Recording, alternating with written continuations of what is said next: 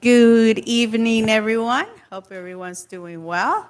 We are going to go ahead and start our special city council meeting at this time, and we can get roll call, please. Mayor Davila, Present. Vice Mayor Barron, Present. Councilmember Avalos, She will be joining us on the phone. Councilmember Hurtado, Present. Councilmember Rios, Present. City Treasurer De La Paz, Present. City Manager Houston, He's here. City Attorney Salinas. Thank you. City Attorney. Madam Mayor, we received yesterday a request by Council Member Pilar Avalos to be able to participate remotely today due to a medical condition and consistent with AB 2449, which allows for emergency situations like this where council member cannot attend because of a certain condition or limitation and still wants to participate remotely. And so I've looked at this. I believe that the request is justified. I make a request to allow for her to participate in the regular meeting as well as in a special meeting. We'll have to take this up again at the regular meeting, but it does require a motion to be made by the by a council and approved by the council to allow her to participate. Okay. Do we wait for her to get online, or can we go ahead and take action? We let me see how long it'll take. Oh, in the okay. interest of time.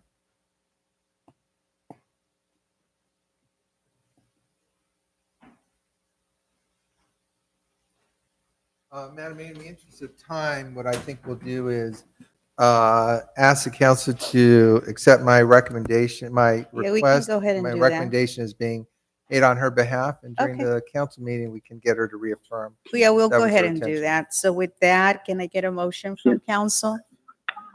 I'll move for our Councilwoman Avalos to participate on the phone. I understand that she's on right now. Oh, she's on? Okay.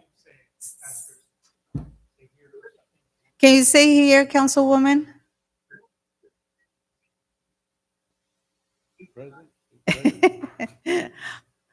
Are you on the line? Okay. I made a motion to have her participate on the phone. So can I get a second? Well, I gotta let's have her Go- identify herself and have her make the request. Thank you. Go ahead, Councilwoman.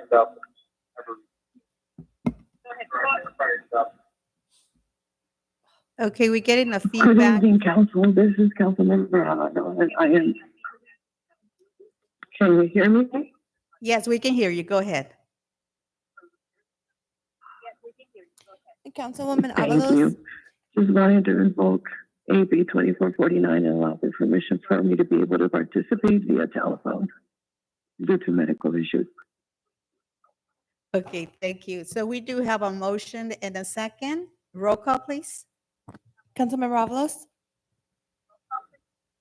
She would abstain. from the- Councilmember Hurtado, Yes. Councilmember Rios, Yes. Vice Mayor Barron, Yes. Mayor Davila. Yes. All right. Councilmember Avalos, if you can hear me, if you can mute your end of the computer where you can hear us. We're getting a feedback here. Okay. Yeah, think we're good. I just got to make a comment. So again, I think out of professional courtesy, we want to do this. And it's not going to happen a lot, I'm pretty sure. But I want to make sure that people understand that this is one of the reasons we don't really do it for everybody, because there's a lot of technical issues that we're having. And potentially at some point, if somebody says, how come you did it for her and not for us? And again, this is professional courtesy. She wants to participate in tonight's meeting. I think it's appropriate. It's a very important meeting. But we are not going to be able to do this every time when residents ask for something like this. So I just want to clear that up. All right. Thank you. Okay. So with that, we'll go on to item number 1. The City Council will consider receiving and filing a list of new and promoted full-time employees hired or promoted during June 2025. Okay, so we'll start with management and analyst, community development. Unless our city manager wants to say something before that. No, I No? think we Okay. can jump right in. All right. All right. I'm not sure if Jay Gray is here, but he is our new management analyst. He is a familiar person here at City Hall because he transferred over from the finance department. So we're lucky to have him help us out in the community development department. And he just started with us last month. So we're excited to have him today. He's not back there, right? Okay. The other is, to go to the next person, is Anna Peque, and she is our community development technician too. So if she could maybe raise her hand or stand up, acknowledge. Yeah, she has her beautiful little girl. Come on up. Introduce her. She's got an injured hand. I told her Aw. that when she bites into the sandwich to get her hand out of the way real quickly. Oh. So this is my baby. Hi. Hi. She's a little shy. Oh. Yeah, it's on. It's on. It's- It's on. Say hi. What's your name? Emmy. Emmy. Say hi, Emmy. Mhm. She's kind of happy. Well, nice meeting you guys. I'm glad to be part of the team, and hopefully see my future within Southgate. Congratulations. Great. and Thank welcome. you. Welcome. Welcome. So Anna will be kind of the front face for the community development department. So all the customers that come in to City Hall to see us for permits, she's going to be the front face of our department. So we also have another community development technician too, and that is Holly Monares. And so if you want to come up.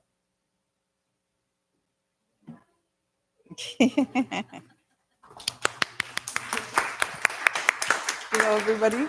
Hi. I come from Public Works. Gary, my mentor right here, and I'm happy to start in community development and learning things with you guys. So, welcome, and I welcome myself with you guys.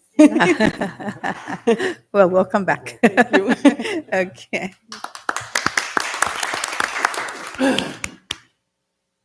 Then with that, we'll go on with administrative services. Yes, Mayor, Luis? council members, I'd like to take a moment to introduce Stephen Aragon. He's recently promoted to our budget and procurement manager position.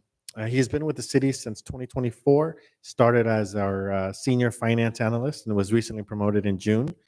And that's in recognition of his leadership, technical skills, and contributions to our team.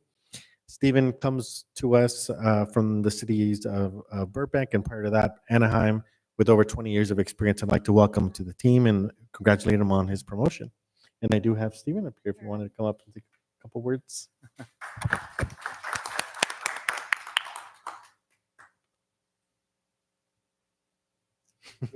Good evening, Mayor and members of the City Council. I'm not sure if any of you noticed, but today is my 1-year anniversary with the city. Wow. Thank you. 22. I do remember starting with the city, really excited to be here when I started, and I still have that same drive and excitement to be here and working with a great team. Wonderful. Thank you. Thank you. Congratulations. And with that, we'll go on to Public Works. Oh, no, I'm sorry, Tina. My apologies. Go ahead. Good evening, Mayor, members of the City Council. So I have the distinct honor and privilege to introduce you Heaven Hernandez. She is our newest recreation coordinator, and she comes to us from my hometown and my former city of Commerce. So really excited to be able to present her today. And she is going to be overseeing our teen program. She's going to be overseeing our contract classes and the golf course. So just really excited. She has a lot of experience, over maybe about 17 or so years of experience in recreation. She's very artistic and very crafty. Side note, she loves to sing, and she's a great singer. You can come up and sing. She's hired for the national anthem. When Definitely. I'd like She to plays instruments and all that good stuff. So she's a total rec girl, and I'm just really happy and honored to present her tonight. So Heather, come up.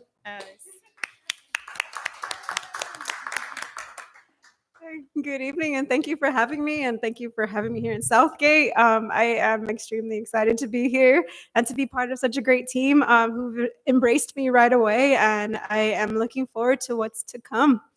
So thank you again. Welcome. She does love to sing, but she is a little shy.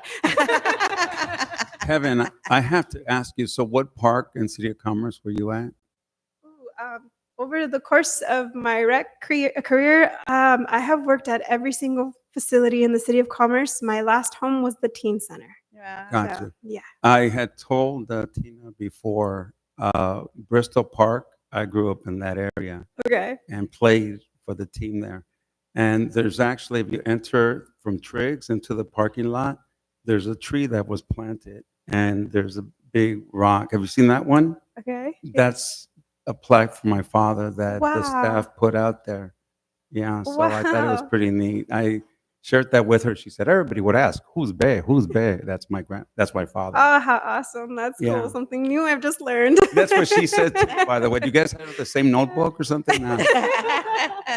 Anyhow, well, welcome aboard. Thank you. Thank Welcome. you. Okay. Okay, now we go with Arturo. Yes, and before I start, I would like to welcome Heaven to the Public Works Department. We're always looking for great singers, so we've got people that can accompany you. And we were Oh, trying to do no. a karaoke band, but we'll talk about that later. It's my pleasure to introduce Sergio Palacios. Sergio was hired as a maintenance helper in October 23, and now he's gone on to be promoted to a water distribution operator. You know, we often talk about the police department and their Explorer department, how successful that is. In Public Works, we don't have an Explorer program, but we do have a maintenance worker program. They're part-time workers. They're with us 6 months, and it's always great to bring them on board, see how well they do, and they move on, like in this particular case. So he's quickly distinguished himself through his strong work ethic and very hard work. He went on to get his Distribution 1 certification with the state, and that's earned him a promotion to the Water Distribution Operator 1 position. So he now works works for the water system, doing a lot of the types of repairs that water system folks do. Needless to say, he's a valued member of our team, and in his free time, he enjoys traveling, beach, camping, Formula One racing, and I would like to add singing in here, but I cannot. So cannot do that, not yet. So please help me welcome Sergio Palacios to the team. Wonderful. You know, first of all, to all of you who've been with us for a year or two, congratulations on your promotion.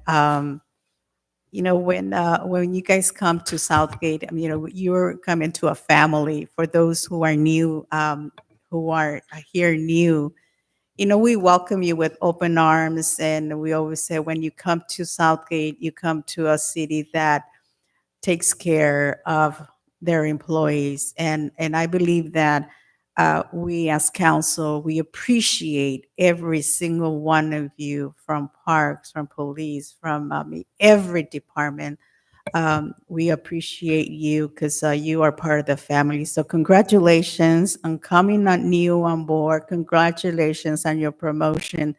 And those who have been with us for many, many years, you know, we appreciate you every single day, because we know that without you, this city would not do, and we cannot take care without, you know, the help of every single one of you. So thank you to all of you, and congratulations. And I'm looking forward to you singing the national anthem one day. So with that, council, let's go ahead and take a picture with our new employees, unless anybody else wants to say something, but let's do the picture.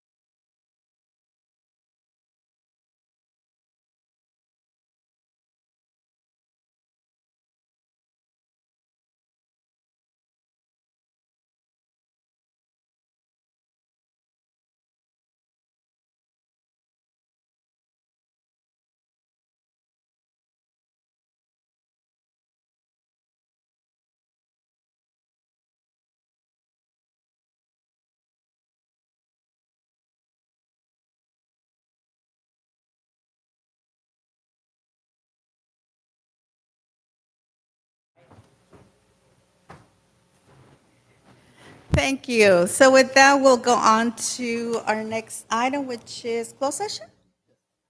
Okay, let's do closed session. Item number 1, conference with labor negotiator pursuant to Government Code Section 54957.6. Agency representation is our city manager, Rob Houston. Unrepresented employees, top management, department directors, hourly employees. Employee organizations are Southgate MEA, Southgate PMMA, Southgate DMA, Southgate PMA, and Southgate POA. Thank you, Madam Mayor. Thank you. Okay, do we have anything else? No, I want to open it to the audience. Anyone that likes to speak on closed session? Okay. Do we have any emails? No emails, Madam Mayor. Okay, so with that, we'll go into closed session.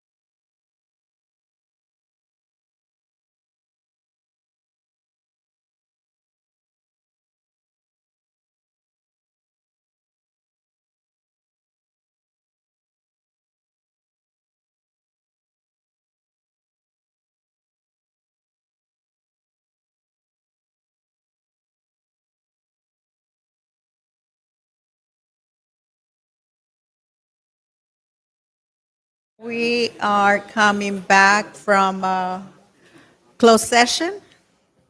Okay, Pilar, you're. Thank you. At this time, I'm going to have our city attorney read us back.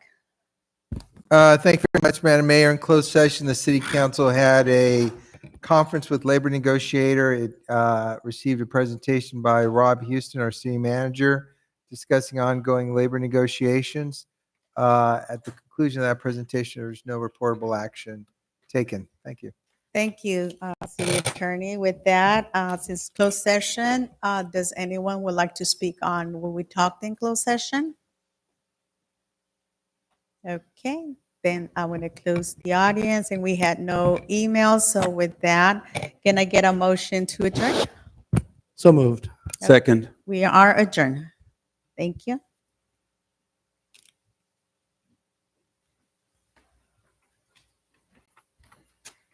Okay, good evening, everyone. Welcome. I see a lot of young folks here.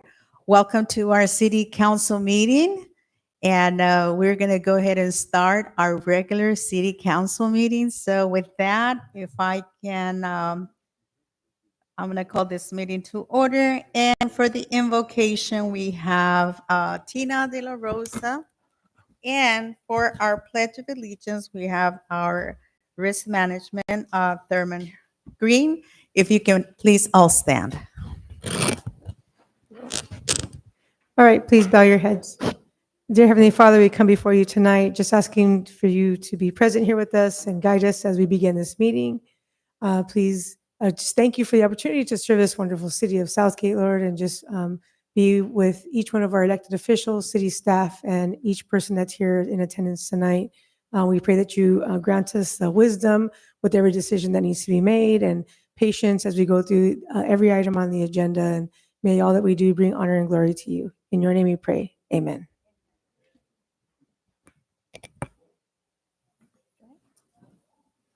I will lead you in the Pledge of Allegiance. I pledge allegiance to the flag of the United States of America and to the republic for which it stands, one nation, under God, indivisible, with liberty and justice for all.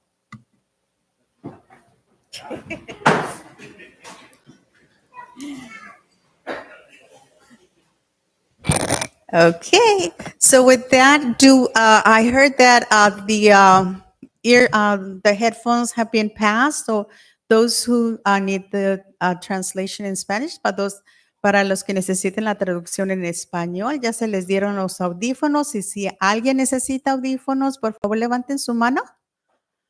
Si necesitan audífonos para traducción en español.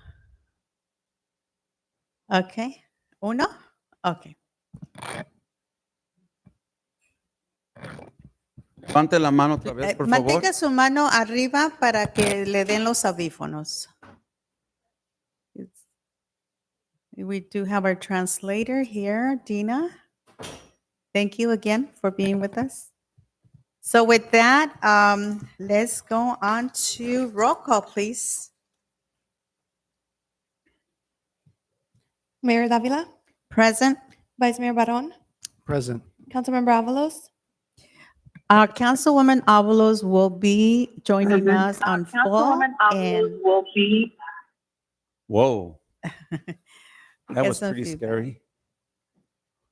Madam Mayor, why don't I set a little context here? Yes, go We had a ahead. special city council meeting. At the city council meeting that occurred, we were advised by Councilman Avalos of her request to participate remotely. We were advised of that yesterday, and we made arrangements for that today.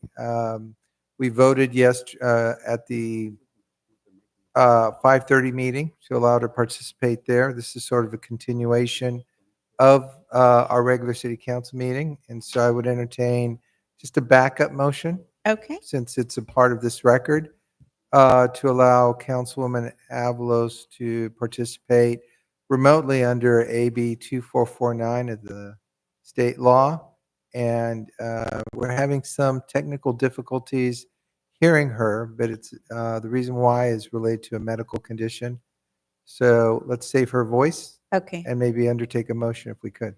Okay, let's go ahead and continue with the roll call, and we'll have you, Councilwoman, so we can go ahead and do the motion to have you with us.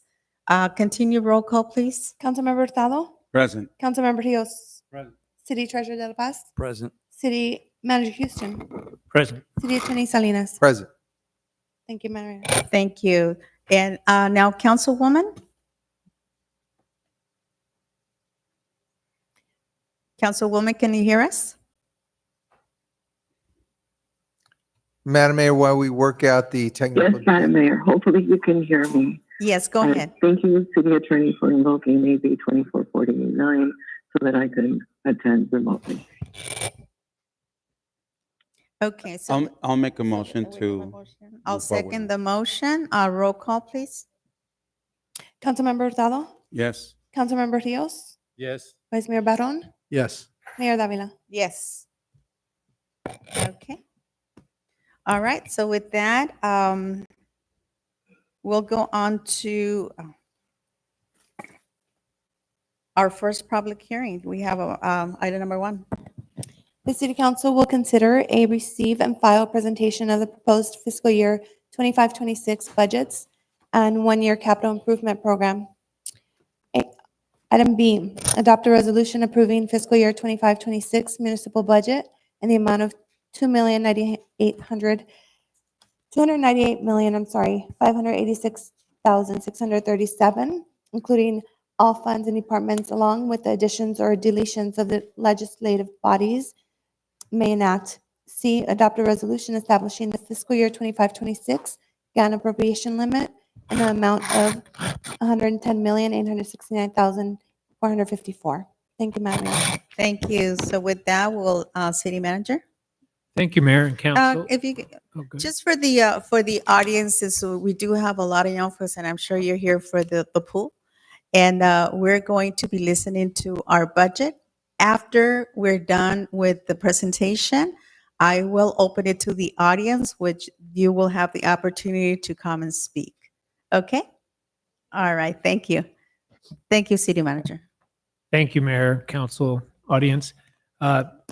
Before you tonight is the presentation, public hearing and presentation of our budget for the coming fiscal year. There was a presentation given at the first meeting in June, which highlighted the core pieces of our budget and the operations and talked about accomplishments from last year.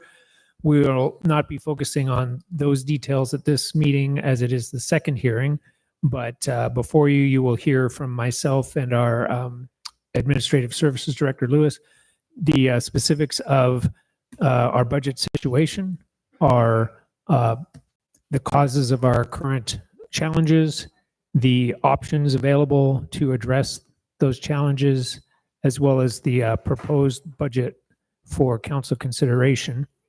And Lewis and I will share that presentation. So without further ado, I will kick it over to Lewis for starting our presentation, then he'll hand it back to me. Thank you, Lewis. Thank you. If we could get the presentation up.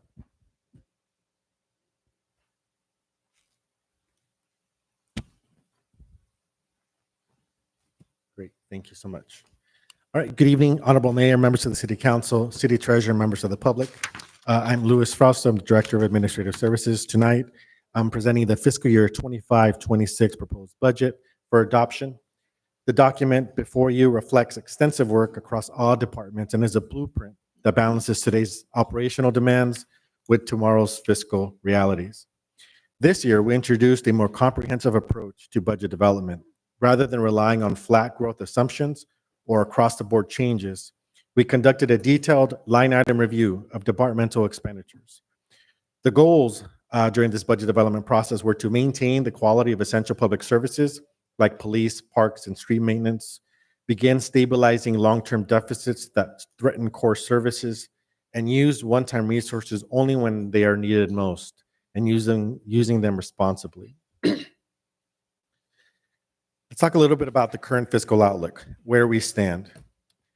Let's zoom out. Over the past 5 years, the city has managed to maintain services through aggressive cost containment and the use of one-time revenues, primarily through the American Rescue Plan Act, ARPA funds. But inflation and rising costs have caught up to us.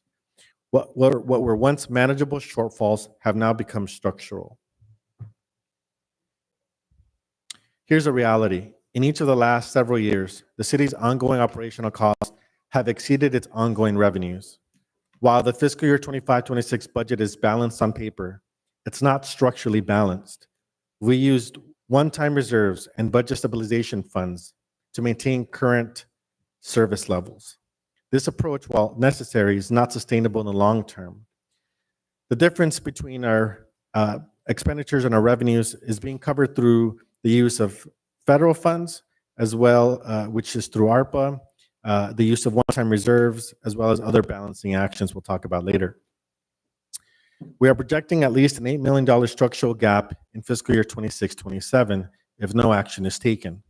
To be blunt, this level of gap would require significant cuts to public safety, maintenance, and recreation programs without a solution on the revenue side. What's driving the imbalance? Rising non-controllable costs. These include increases in our pension liabilities, employee health insurance, and general liability insurance, as well as our lighting and landscaping fund and the street sweeping fund, to name a few. Add to that the cost of pressures from inflation, and the fiscal strain becomes very real.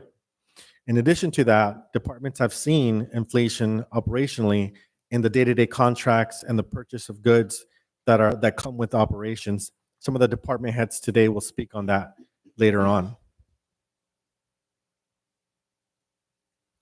So I talked about some drivers of increases. What are they? Well, I talked about the pension liabilities. Here it's called unfunded actuarial liabilities. It means the same thing. The health insurance premium increases, the increases to our general liability insurance, and the increases for costs and goods. These are things that are not in our control. In addition to that, ARPA has helped offset some of that in prior years.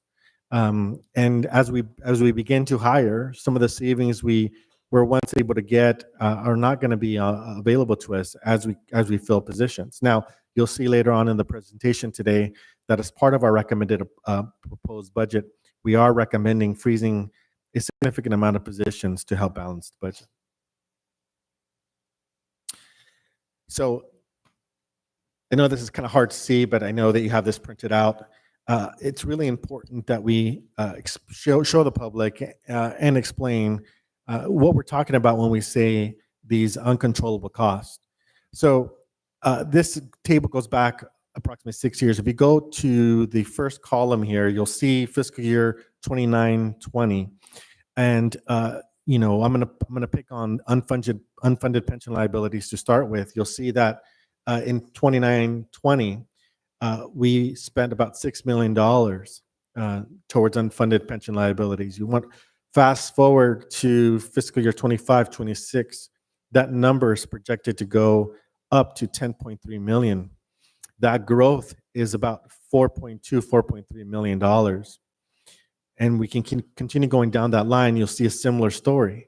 Health insurance cost from 29-20 were 3.3 million. Fast forward to 25-26, they're up to 5.5 million with an increased growth of about $2.2 million. Looking at our insurance cost, 1.9 million in 29-20, going up to 5.2 million in 25-26. That's a growth of about 3.3 million. Our street lighting and landscape, FY 29-20, 627,000. In terms of subsidies, you jump to 25-26, we're looking at 1.56 or $1.6 million. So total, in terms of annual expenditures, we've seen it grow by $10.7 million over the last 5 to 6 years. What that tells you is that our deficit's smaller than that, which is good news, but the problem is that we can't keep up with this kind of growth in cost, not without significant either reductions or revenue. I want to emphasize throughout this presentation, it is my belief that the city's it doesn't have a spending problem. I think what we have here is a revenue problem, and we'll talk about that later on.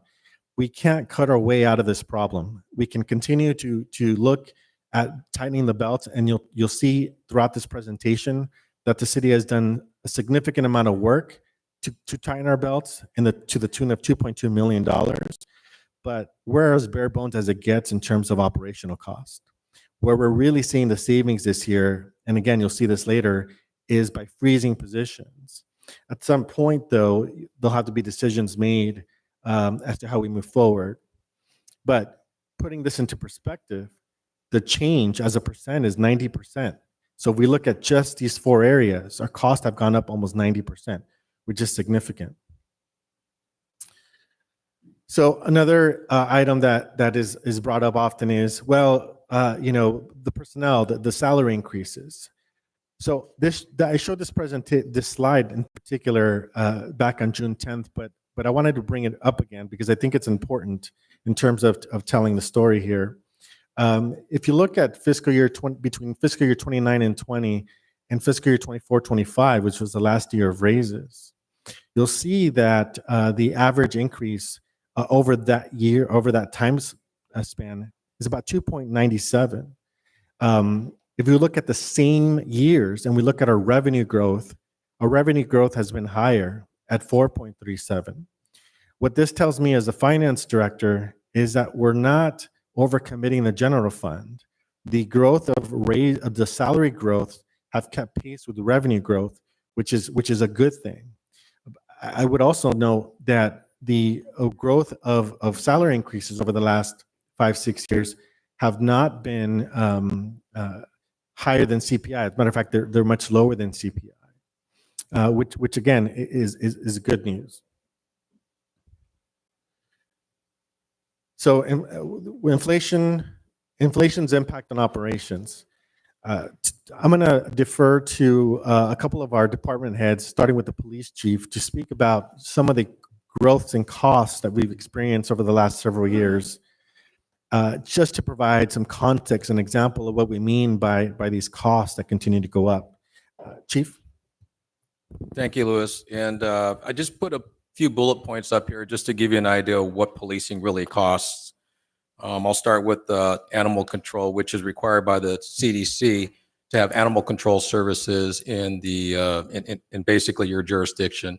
So SEACA is a JPA, and we are not a member of the JPA. So we are a contract city with SEACA for animal control services. What this contract entails is a dedicated animal control officer for 40 hours a week that allows them to handle all the animal-related calls in the city. And what we have seen typically for the last 10 years or more is incremental adjustments to the contract, which has been anywhere from 3% to 5%. This year alone, it's 4.5%, which is roughly $48,000. So prior to this year, there was a clause in the contract that allowed SEACA, or essentially had SEACA send $223,000 back to the city from licensing fees, from fines, et cetera. So they would canvass, they would collect the money, and then $223,000 was sent back to the city. Anything collected above the $223,000 would be split with the city. Back in 2021, during the COVID era, there was no canvassing because of the circumstances. So that year we didn't receive any funding. So essentially, this year they rewrote the contract and they're not guaranteeing that money. So in addition to the actual contract cost, the $223,000 is not a guarantee. They're not saying they're taking it away, but if they canvass and they don't collect the 223, then that's money that will not be received that we would have gotten the previous years. So the city attorney and I have been working with SEACA and coming up with a resolution to try to recoup some of that money because it's a big hit to the city. Moving down to the police academy, the LA County Sheriff's Department was really good at hosting law enforcement agencies throughout the county, and they wouldn't charge. Well, just like the city, the county has to start recouping some of their costs. I just got word this past week that per recruit, it's about $9,400 to send them through. Prior, we weren't spending any money. Now, we have options for Orange County Sheriff's Department, Academy, Rio Hondo Police Academy, but there are still costs in the thousands of dollars for that. That's the cost of doing business. Any recruit we hire is required to go through a mandatory academy through the Peace Officer Standards and Training. That's something that we can't get around. So prior to hiring them, we have to do backgrounds. The state requires us to do extensive backgrounds where you look at 10 dimensions of disqualification. They have to have a good record on moral turpitude, finances, etc. And there's good reason for that. You want the best qualified candidates, and they have to be able to pass a background. We are currently under contract right now where it costs $1,700 for one sworn application and $1,400 for a civilian. That contract is up in November, and we expect an increase from the contractors to handle those. We don't have the staff in-house to do backgrounds because it essentially take about 40 to 60 hours per background, and we're putting a lot of people on backgrounds because of our hiring circumstances. Training costs, just as anything else, is expensive. The training isn't as robust as it used to be. So, for example, if we hire a jailer, they're required to attend academy within a year. If there's no academies that are available down in Southern California, we have to send them to either Northern California for the 4-week academy, which costs money. We have to pay for the housing, the academy cost, and whatnot. So that's just the reality that we're living in. Vehicle costs have gone up exponentially as well. One, the supply isn't meeting the demand. If you can find cars, they've gone probably 30% higher. A black and white police car, fully equipped with the radio, lights and sirens, the decals and everything, are running right around $75,000. You need police cars, but they're run 24/7. So you have to make sure that the cars are dependable. You have to make sure that that they're safe for the officer, and those are costs that we can't get away from. We're actually in our 5th year with the Axon body camera program. Prior to implementing this program, there was a demand from the public for transparency and accountability, and the best tool that was available was a body cam system. When we first purchased this body cam system, it was roughly $300,000 to $500,000, with most of it being paid from asset forfeiture. It wasn't general fund money. However, when you implement a body cam system, you have to pay the annual fee to upgrade. Axon body camera is a system that most in the industry are using because it's very robust. It has the ability to do redaction, the use of AI implementation. It's really a tool that's able to expand beyond just the body camera itself. Right now, we're paying about $85,000 a year for the contract. We have about $40,000 to $45,000 every year that we use from the Edward Byrne JAG grant funding, which is discretionary funds for the police department that's awarded through the Department of Justice. And we use that to offset the cost for the body cam.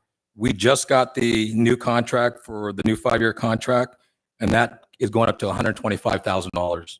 It's an expensive piece of equipment, but it's a necessary tool that I think we've been able to be successful in its use, and the demand for transparency is there. It's helped us in a lot of cases. So it's a tool that we need to continue to use. And for the last 30 years, we've been part of the asset forfeiture program, which is a program run by the Department of Justice. And we've been very successful in seizing assets during criminal drug investigations. For the better part of 30 years, we've been pulling in some significant money to help offset the costs that wouldn't affect the general fund. We're using it for the backgrounds, for vehicles, for the narcotics vehicles, for training, for cameras in the city. However, we've seen a serious decline in the way criminals are laundering their money. It's through cryptocurrency. It's not the typical traditional ways that we're normally used to seeing. So therefore, those programs are going away. And at some point in time, if we want to continue to have the technology, it's got to come out of the general fund at some point in time. We still have some decent funding in there to last us maybe another couple years, but as the finance director mentioned, it's something we need to forecast and plan for the future. That's all I have. Thank you, Chief. I'll pass it over to Steve, our Parks and Rec Director. Good evening, Mayor and Council. So, Parks and Rec, not unlike PD or Public Works here, things have gone up. But ours is much more cuts by 1,000 different paper cuts. That's how we feel it. Every pack of crayons, every basketball, every kickboard costs us more. Every one of them. The water we fill the pool with, the heat that we make it warm at, because I'm sure some of my swimmers don't want to swim at 76 degrees. It all costs more. It's costing thousands and thousands more. Some of our biggest hits on the Parks and Recreation Department, like the chief just said, purchase of a truck. 5 years ago, we could purchase a new pickup truck for the department for $35,000. Now it's running $70,000. It has doubled in price. If, as Darren said, you can get them in a timely manner. Sometimes we order them now so we can get them next year. That's how it's going for pricing. That's how it's going for availability. It's hitting us big on a lot of those. We're one of the departments that some of the bigger hits is actually minimum wage. You don't think about that, but 5 years ago, minimum wage was at, what, $12 an hour? January here, it hit $17 an hour. That's almost a 50% raise across the board. And it's not just the entry-level people. It moves up across the board on all of our hourlies. We have up to it at any time 150 people in those roles, you know? And those costs are big, you know? I got to have lifeguards. I got to have swim instructors, basketball coaches, different things like that. Those are some of the bigger increases you find. But just the simple ones too. Custodial supplies. With 8,000 people a day at a park, someone's got to pick up the trash, right? Someone's got to clean the restrooms. All those supplies from toilet paper on down cost 20% at least more these days. And then that's not even to mention some of the bigger ticket items. I'm sure I can get Glenn here. Equipment requirements of the state of California. There's an electric vehicle requirement here. Cost of tractors, lawnmowers, buses, when you have to make them and it's electric only. Our current tractor cost us $115,000. We're expecting our new ones when we have to order them because of these requirements to cost us close to $250,000. We haven't gotten all the prices because they don't even make some of these yet. But these are some of the costs that have gone up. And it's not only that, you got to fix it. When you got it, sometimes we go, hey, we want new. And, you know, my city manager looks at me like, you can't have new. You got to fix what you got. But those costs are going up 25% at least. We have contracts out for repairs on different things.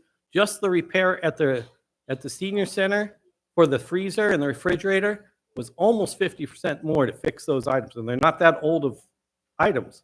But if we expect to feed our seniors on a regular basis, we need refrigeration, we need freezers.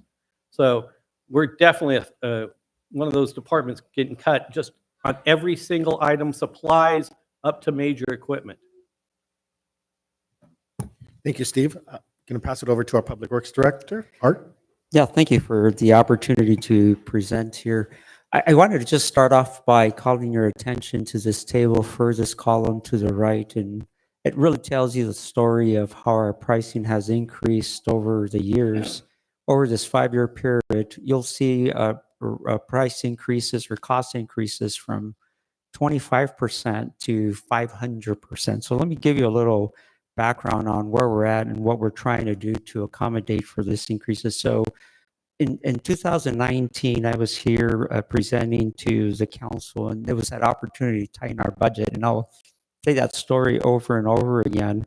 Year after year, we've been tightening it. We've done just about everything I can think of. We've restructured. We've shifted staff time to focus on programs that have more money. We've gone out for grants to try to do more. We've relied on that for staff time or what have you. And we've repeated these efforts annually, year after year. However, the cost of doing business is increasing much faster than how fast we can react. I just saw the percentages and revenue increase. I think that was 4.something% or something, or was it 9%, 4%, or something? It's really small compared to say a 500% increases. So this is all driven by items beyond our control, whether it's unfunded mandates, inflation, growing costs of our infrastructure demands. I mean, you name it. So what I wanted to do is just go over a few of these cost increases and explain the different factors of what is causing the increases. I think that's important because a lot of times we like to think that we as directors and departments can actually control our costs and control that cost of doing business. But this will show you all of the different things that we're affected by. Firstly, a call to the emergency surge repairs. That's the first line up there. We're budgeting a difference of 500% from 25,000 to 150,000. And that's just to start. That's our budget number. And then throughout the year, aside from this 500%, unforeseen damages that are continue to be cost at 50,000 each. That number only grows from there. So there it's an unforeseen condition that causes the increase. The second is parts pool maintenance. That's gone up by 361%. The increase in cost there is just simply attributed to inflation, the cost of materials.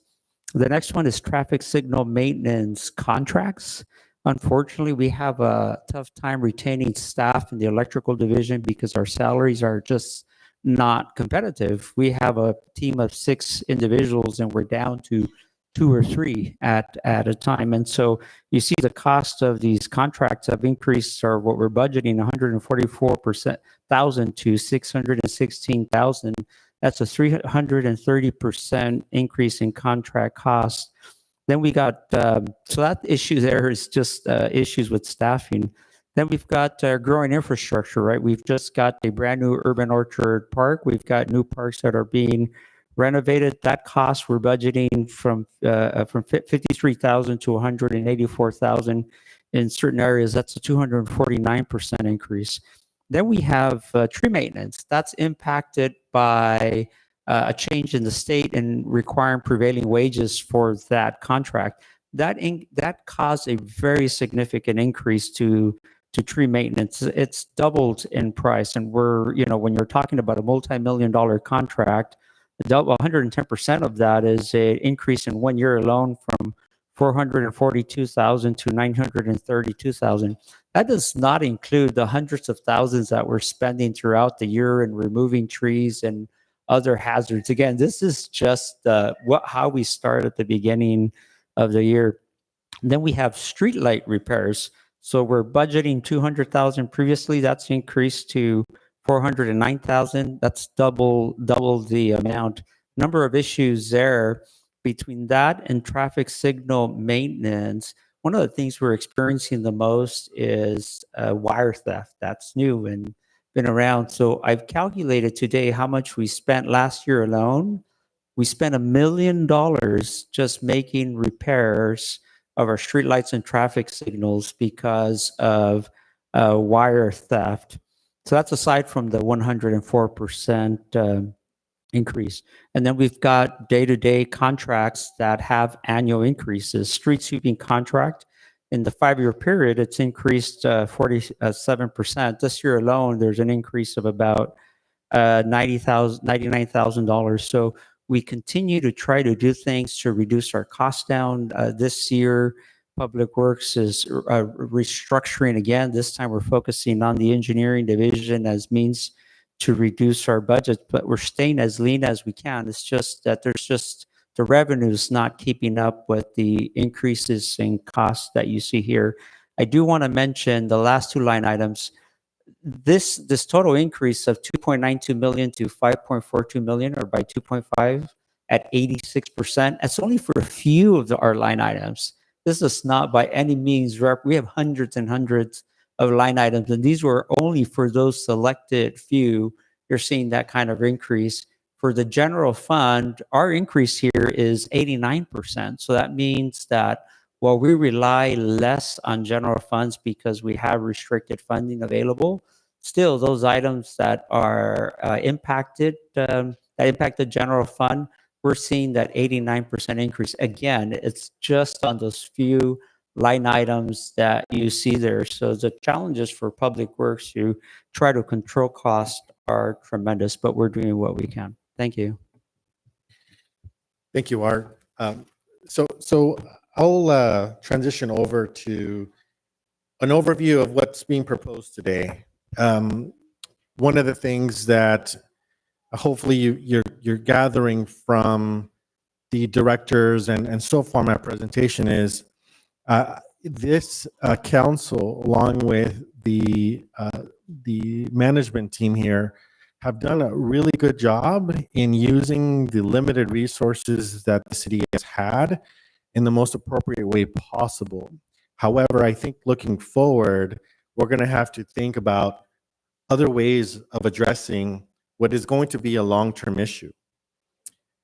As an overview of the fiscal year 25-26 proposed budget, I want to start from the top down here. So in terms of operational need, the original estimated expenditures for fiscal year 25-26 were $80.3 million. We had estimated revenues of $70.9 million, which means our deficit from our original expenditure number, take away or subtracting the revenue, leaves us with a deficit, original deficit of $9.4 million. We made about $2.2 million in proposed cuts, bringing down our deficit this year to $7.2 million. Closing the gap. So how did we balance the budget? How did we make sure that we had money in the bank at the end of the day? Well, walking or talking through this number here, we're starting with our base budget deficit of $9.4 million. We have a general fund ending balance of last year, fiscal year 24-25, of $7.9 million. That's how much money we have in the general fund bank. We had reductions proposed of $2.2 million. We're proposing a use of reserves, budget stabilization reserves, in the amount of $2.2 million. We're proposing transferring from other funds $2.9 million in, and then transfers out of 2.7. That leaves us approximately $3.13 million left in the general fund balance. Now, you might be wondering, well, if you have $3 million left in the bank at the end of the year, or forecasted to have, why did you pull $2.2 million out of reserves?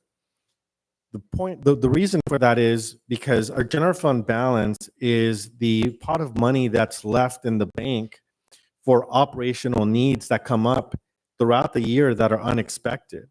There's often times, and our public works director talked about some of these, the emergency sewer repairs. If something happens and we need to use money, we need to have some amount of money in the bank. If we don't, the state starts looking at us and all kinds of bad things start happening. There becomes this idea that we're insolvent when the reality is that we're not. And so it's really important that we maintain a healthy amount of money in the bank to be able to use it in case it's needed throughout the year on a rainy day. I'm going to pass it over to our city manager, Rob Houston, who's going to talk a little bit about the options that we face and the details of those options and what our recommended approach for this year's budget is. Thank you, Louis. So as was mentioned, we have a large deficit, a structural deficit that has, as other funding sources such as the ARPA funds that were received by cities throughout the nation have ended and dried up, we end up looking at our actual revenue gaps. We don't have those to access. And as costs have significantly been racing upwards from all the different categories that have been highlighted, the question is, we are stuck with this large gap, and what are the options of how to address that? Before you have two options, there's probably iterations within that, but of course the number one option that would come to mind is, okay, your expenditures are 9.4 million more than your revenue, just cut 9.4 million out of your budget. Done. But we do not have like a millions of dollar budget for, you know, for fun, for doing things that are trivial, or, you know, maybe future research or something that maybe a private company might have, or, you know, we could spin off and sell an arm of our city or a department of our city. We're stuck with reducing services that the public need and want and have expected. And so anything that we would do to do a drastic cut of this nature would go far beyond belt tightening to eliminating core services, fundamentally changing the city as we know it. Response times from police department would just become very, very slow. We'd have to look at closing facilities. We wouldn't have the staff to operate many of our facilities. We'd have to look at the service levels. If you come in to pay your water bill or to have a plan, or a new business to come in, would inch to a crawl. And actually, in our discussion amongst our directors of how could we get to such a number, we actually were able to, in brainstorming, come up with 6.5 million, which is about 3 million short. We're unclear how another 3 million, if we were to look at cutting it, would allow us to function as a city in the sort of required manners we're supposed to do to serve our public.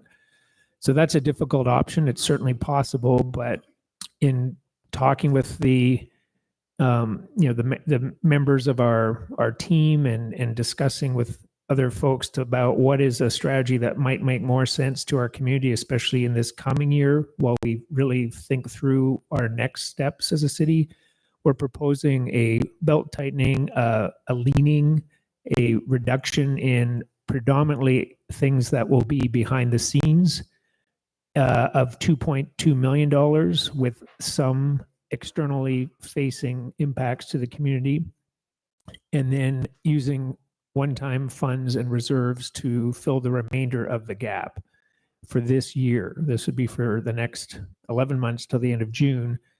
And over that 11 months would then be a discussion about what are we going to do to solve this? And are we going to work to the next year of cutting everything, or are we going to look to revenue options, efficiencies, doing other revenue items, and maybe even asking the community for help in the form of a tax measure to see if that's the path? And if not, then we would have to revert in future years to option one.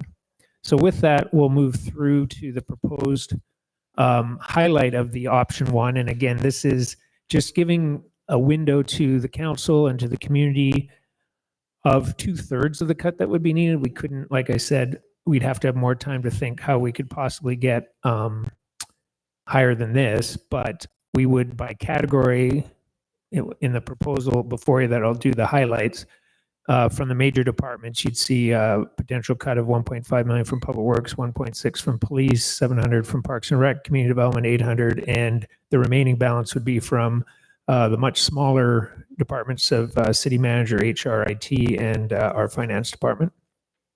With that, moving forward, specifically some highlights, or lowlights, I think would be a better term. For IT, would eliminate our very small, an IT technician from our very small IT department, which currently only has total of 4 FTEs for 350 staff, and including our police department, which gets very slow when you drop another one. We have a deputy finance director. We are already looking at underfilling it with a less senior position, which is certainly, you know, behind the scenes, but we're looking at the delaying of, or freezing, or essentially eliminating key parts of our engineering force. These are the members of our team that are getting Tweedy paved, that are building parks, that are doing the infrastructure increases we need, and they oversee that. They're licensed. We can count on projects being done to code and safely. We would look at having to reduce those, which means less projects being completed for the community. Looking at continuing to defer looking after our facilities, the ones that people need to look after, you know, looking at our leaking roof at City Hall and not addressing that, looking at trying to continue to improve our air conditioning in our police department, our City Hall, and looking at deferring other improvements that, just like at your home, in the short term, you can find savings, but in the long term, you end up having to create crises that become much, much more expensive. As we move to the next slide, it may not be everyone in the public's on their radar, but school crossing guards are part of all our schools in the city, but the city, strangely, but for some reason, pays for all those crossing guards. It's not LAUSD. And I think that would be a surprise to most people. But the total cost of that program is just short of $750,000 a year. $750,000 is done for school crossing guards. And that, I think, a lot of people see as a great, safe thing to have it at schools. But this would be unsustainable in a world where we do the deep cuts to get to fully hit a $9 million reduction. Looking at our pool, I think we have members from the community here that use the pool. The current proposal is looking only at a single day of reduced access, but in this deeper cut, we would have to do more cuts. And the proposal here is to close the pool entirely for 3 months, continuing to close on Fridays, continuing to have the golf course closed for 2 days a week, and a great feature that's been, I think, a real great accomplishment at the city for summertime for students to be able to use the sports center for free. Those are the type of services that we want to provide. We think it's the right thing for the community, but there is a cost. The staff need to be there. The facilities need to be maintained. And at a massive cut, all these things could not be sustained. We have costs, again, for field repair and staff support. We would have to look at canceling youth sports, second seasons for baseball, softball, basketball, and then special events. They're great. They're wonderful. It's what makes Southgate, Southgate, but there's a big cost. Traffic control, police, public works, cleanup, rentals of porta potties, supplies, fireworks, depending on the event, and vendors, bands, you just name it, it adds up, stage rentals, all that would not be able to be supported in this option one option. Looking at total reductions, all departments, we'd have to look at reducing, hold on, where are we here? We're moving to option 2. That's the end of the slide. So end of option 1, this is really high level. We'd have to get into the details of each department, but virtually half of our whole budget in the general fund is policing. And in this deep cut, we would look at least of our 80 sworn officers having to look at between 9 and 10 not being filled. Darren, who's been with the department for over 30 years, what was the old sworn number back in 96? Used to be how many sworn officers were. Our current approved budget, as our public works director Art mentioned, over the years there's been continual circles of trying to lean out the city, reduce costs, because the structural deficit is not brand new. It's not been this large, but there's continually been looks for years prior to my getting here. 96 was the old sworn number. The actual budgeted amount is only 85. So 11 officers are already short, even just to the budget. Now we're running below that due to a bunch of issues, and we're working to hire up. But deciding to run instead of 85 down to 75, it actually puts us down over about 25% down on officers. That's less officers available to keep our community safe.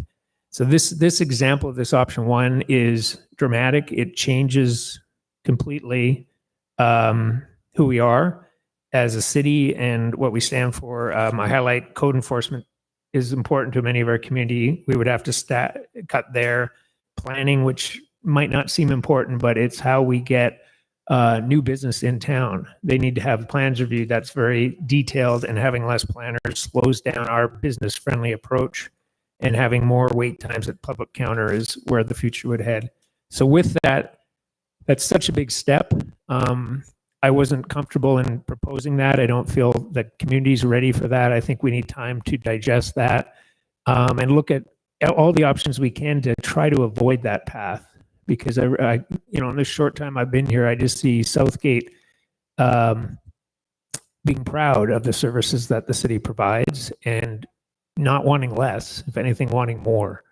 And so having an ability to slow that massive cut down, have something more manageable in a sense, leaning, reducing, but having discussion over the course of this year of what the next path would be is what's being proposed.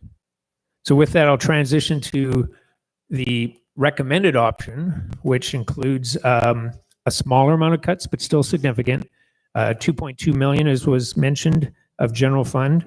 That includes internal reductions that should, in most cases, not be visible to the community, of 2.1 million, and 165,000. That would also include some public-facing events. With that, I'll run through those, highlighting. Let's see here. I did that. Here we go. Our table. So we've got before us staffing. It was talked about the staffing levels we have in our police department. We would propose, instead of 8 to 10 officers being frozen, we would freeze 5. In talking with the chief, this is not great, but our staffing levels are moving towards 80 as a number. We think for the current year, running to 80, holding off on 5. The total cost of an officer when you add benefits in their salaries is a significant number.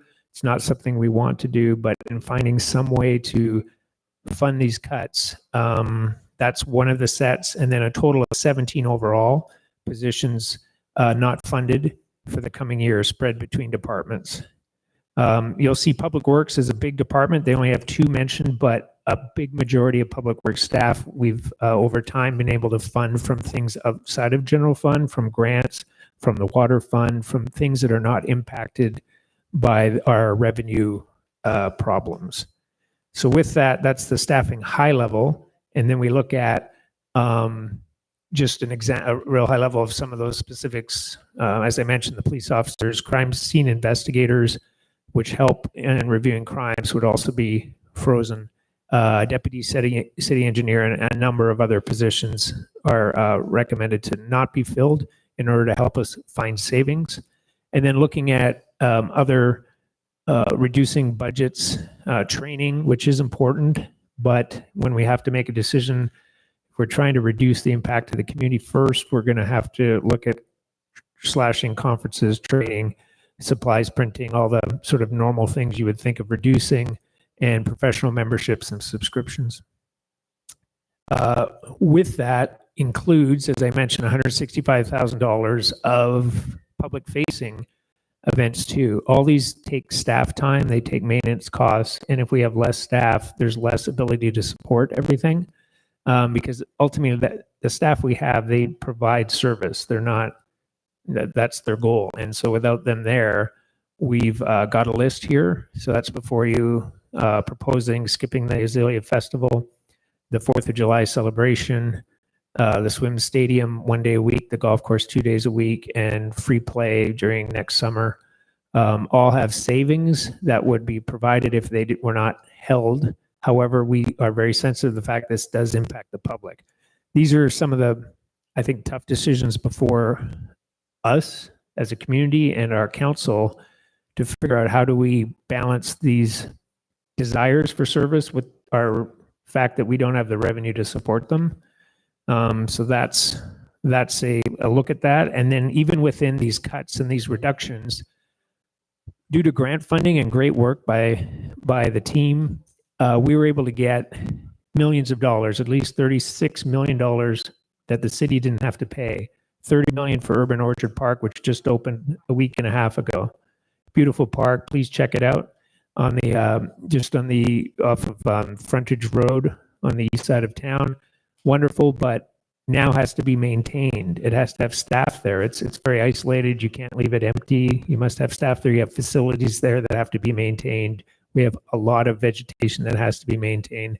Hollydale Community Park was a big grass field. Essentially, it's now, if you go to Hollydale and check it out on Industry Avenue, completely game changer. Great facilities, but all require way more facility maintenance and vegetation maintenance, and then to be completed in probably 2 months off of Garfield is Circle Park. It's dramatically going to be expanded with beautiful plantings, sports courts, all again at zero cost to the actual city, but now the maintenance and the operations comes for us. And so the next slide shows the proposed costs, which are 3 of the items on this list under grounds maintenance worker, park facility maintenance worker, and facility maintenance technician. These are being proposed as additional positions. We have a lean staff. We don't have extra staff to take on all this work, especially spread across the city. So that's being proposed to be added, as well as the state has continually adds new requirements, as was mentioned by our public works director.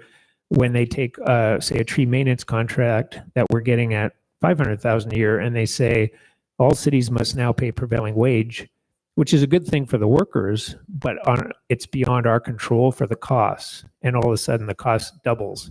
Here, they've determined for water safety, we need to have a cross-connection control specialist added to our staffing. We don't have a choice. So that position is being proposed, and a slight one position reclass over in Parks and Rec of a very tiny amount. So this adds in the general fund $148,000 in costs for a 6-month period of when they come on for the year, based on the fact that we've added new features, I think, to serve the community and make the community better, and to put parks and with great facilities for our community. I think it's what the community wants, but with it come cost to maintain. And then that leads us back to those option squares as I conclude my portion of this budget presentation, is trying to figure out what is the best way forward. Option 1 was a full cut to match our expenditures with our revenues. Drastic changes, fundamentally changing who we are as a city and what we're doing for our residents. I'm recommending we don't go that path at this point. We look for other alternatives. We use an all hands plan to figure a different way. And in that time, this next year, we run with a proposed $2.2 million in cuts using one-time funds and reserves in order to extend our time to find another way. And with that, you will be able to review all those proposals and determine the path forward that you council ultimately make the decision on. But now I'll pass it back to Louis for finishing up on the specifics of the budget. Thank you, Rob. So just circling back on what's before you today, again, just to recap, we have a budget that we're presenting that is balanced, just not balanced structurally. We have revenues estimated at 70.9 million, expenditures 78. We have a variety of transfers happening, including out of reserves and transfers in to end up with an estimated ending fund balance of $3.1 million. High level, we have about $78 million in the general fund. For those that missed the first presentation or even the second, the general fund is important because that's the bucket of money that funds almost all operations, from parks to planning to admin staff, even some staff in the police department, actually all staff in the police department for the most part, some staff in public works. It's not a whole lot of money, especially when you look at a city our size, and when you look at cities around us. Downey often gets brought up as a model city. They have a population that's really close to ours, about 100,000 people, but their general fund revenues are $150 million. So they have double the money to serve the same amount of residents that we do. With that being said, this kind of pie here shows all funds and how the amounts and how they're split. So we have, again, 78 million, which is 35% of all funds in the general fund, but then we have a significant amount of revenue coming in through a variety of other mechanisms. here. Our reserves. So I talked about the proposed budget touching some of our reserves. When we look at our reserve bucket, we really have two major sources of reserves, which are the first two lines here that you'll see. The first one is your traditional reserve, which is your emergency reserve. All cities have them, and that's usually dictated by our financial policy. Our financial policy requires it. It's at $13 million. The policy states the minimum of 10%. This is really close to 20%. So we're healthy in our reserves. We're exceeding our minimum requirements. The budget stabilization reserve is essentially one-time money intended to balance the budget in the event that we're not able to balance it structurally. This it has remained at $6 million for many, many years. This is the first year that we're tapping into that, and we're tapping it in the tune of about $2.2 million roughly. And so that's leaving a balance of 3.7. The other two reserves, they're not really reserves in a traditional sense. We have put about $1.7 million away for our unfunded liability. This kind of fund is traditionally set up with the intent to put money in here annually. When I reviewed the financial statements going back over 5 years, I didn't see any additional money being placed into this reserve outside of the initial investment. So that just shows me that there just wasn't extra money laying around to contribute to this reserve, but it's still making money through interest. And then the last one, again, not really a reserve. This money is money that we've set aside for capital improvement projects that council has already approved. They're sitting in this account until we're ready to draw down on that money. We have a bunch of major projects happening right now. You'll see that the original balance is 4.7 million. We've drawn down about over $3 million of that this year to finish and start some of these major projects. And so that leaves a balance of 1.5 million. When you look at the bottom line, the reserves ending fund balance is going to be about $20 million. One last thing I'll mention on reserves, when we put it into perspective here, we talked about our current deficit of between 7.2 and 9.4, depending how you want to look at it. Next year, we're projected to have an equal amount of a deficit, roughly $8 million to $10 million. If we don't do anything, because remember, one-time money is done, we're using the last of it this year. We're going to need to draw down on reserves. And if we draw down on reserves, we've essentially exhausted our reserves in 1 year, which is not a good thing. So this might seem like a lot of money. And in a normal fiscal situation, this is a healthy reserve amount. But because of the gap that we're dealing with, this will not last us very long at all. The recommended actions before the City Council today is to, one, receive and file the presentation on this fiscal year 25-26 proposed budget, adopting a resolution approving the proposed fiscal year 25-26 municipal budget, and adopting a resolution establishing the GAN limit as required by state law.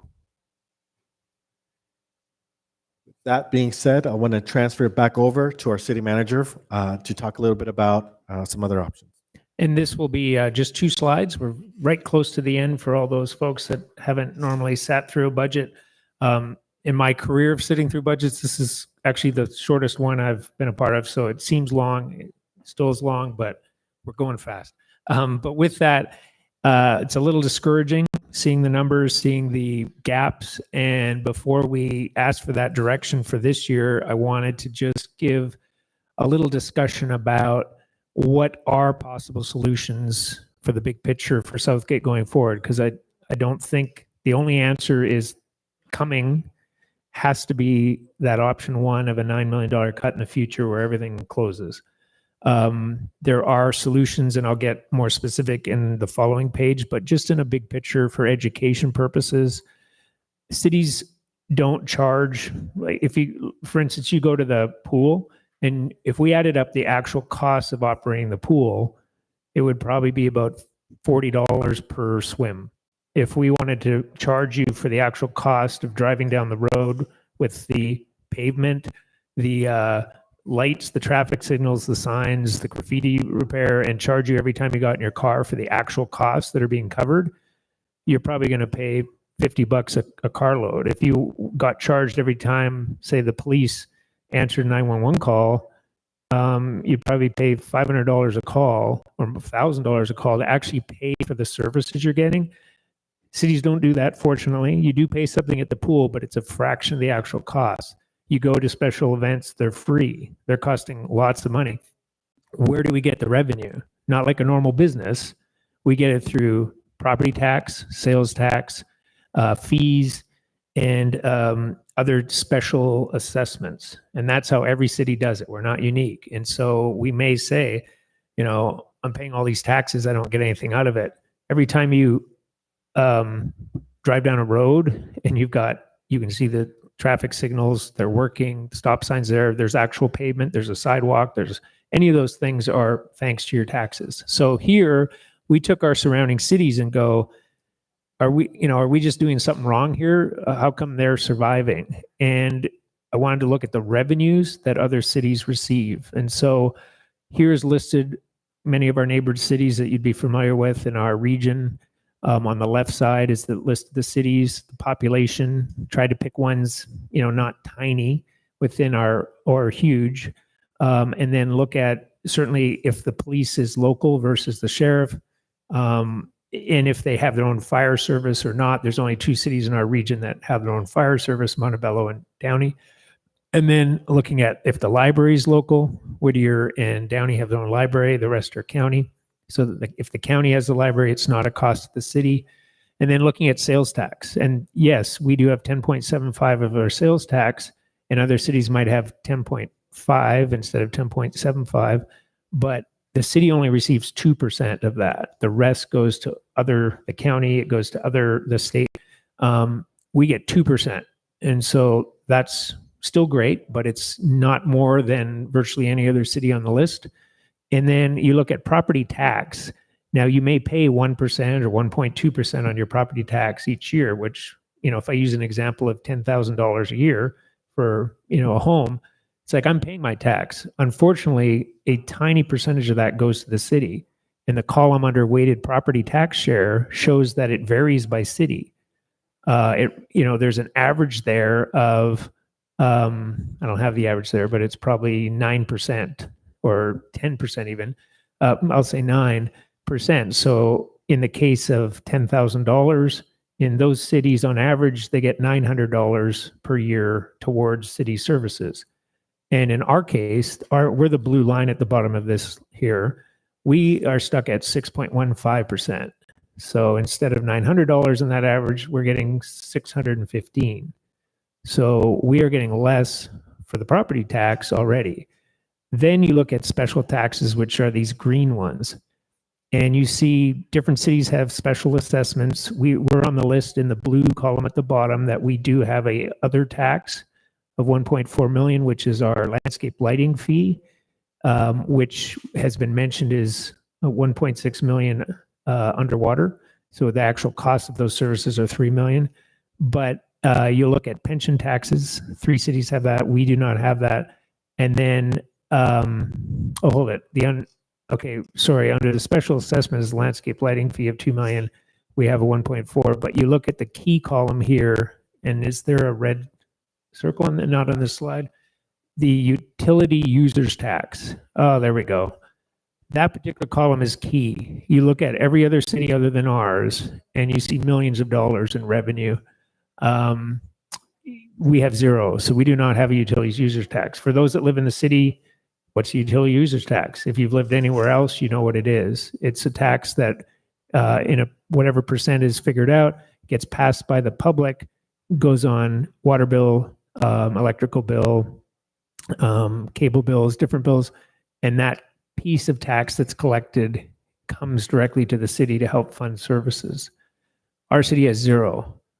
That's a big hit. We're talking about a $9 million structural deficit.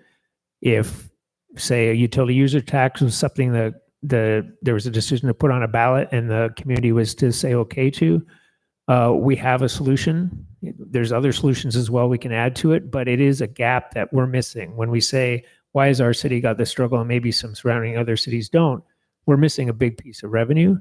And then the final column I'll point out is the far right.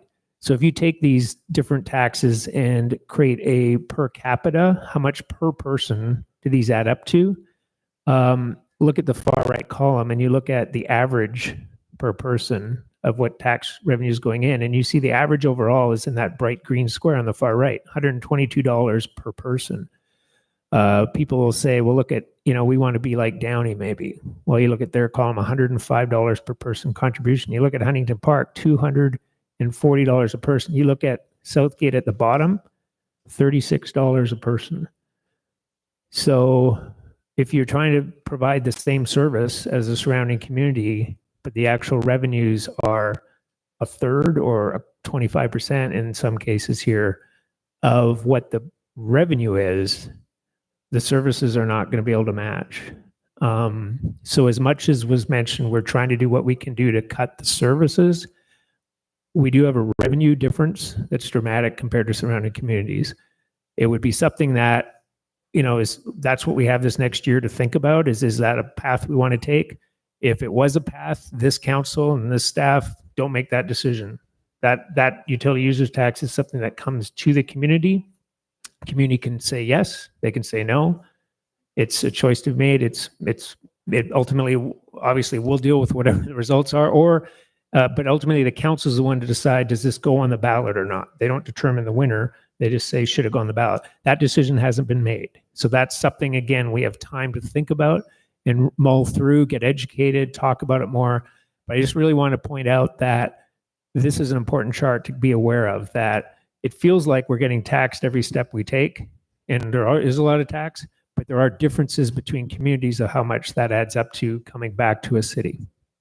So with that, I'll just finish with my final slide of description is for the next year, assuming we can get a budget approved tonight, the work doesn't stop. We need to look at solutions for our street lighting and landscape district. That's a whole separate conversation. We need to get some way that fee could adjust to the actual costs. And also something got missed in the 90s when it was first started, is the CPI increase. So it's been flat as the costs have gone up. There's no adjustment. We need to adjust that. We need to look at being at the market rate for our fees and permits for recreation, citations, and we do plan on coming back next meeting for an update on our fees. Something called impact fees can be helped when new development comes in, such as a new business or development or manufacturing center. We are getting a study back in the next month that we will review and look at adding fees. And these aren't draconian, high-end fees. These are more equivalent to what other cities are collecting. So we'll get a recommendation on that for council review. We'll look as best we can to get more economic development coming in. You get an In-N-Out Burger or Chick-fil-A, which are new things we've got in town. They do make millions of dollars. Unfortunately, we get 2% of the sales tax, which is great. It's better than nothing, but it's in the $90,000 to $110,000 per year per restaurant is what the city gets out of that, which is wonderful. But with a $9 million gap, we don't have enough of those we're going to do, but we'll do everything we can to bring in what we can. We have to look at things that are like our street sweeping fees because the costs continue to rise. Look at where we can at contracted services if they could find savings due to compared to in-house staff. It's there's a lot of limitations to that path, but we'll certainly look into those. And then again, relook at cuts and figure out, what efficiencies we can find without trying to impact the community as best we can. So with that, I'll return back to our landing page, which Louis has already read for you. but before the council is a recommended action to accept the budget proposal, which to reflect back to early in the presentation was option 2 of a $2.2 million reduction, which include both internal and external impacts for your review, your discussion, and then your guidance. Thank you. Thank you, City Manager, and thank you to Luis and all the staff for working on this very thorough budget. At this time, I'm going to ask my colleagues before I open it to the audience. Do you guys want to speak now? Do you want to speak later? Councilwoman Avalos, do you want to say something before we open it to the audience?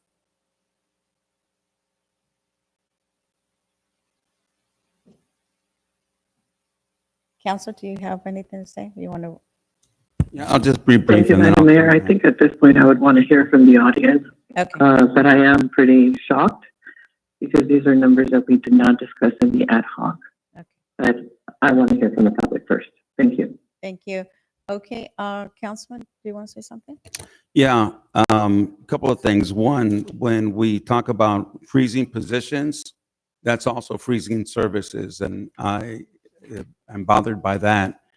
I did meet with the directors, the 3 that make the presentations, and the reason I met with them is because the things that they talked about, those costs, are typically not part of something that we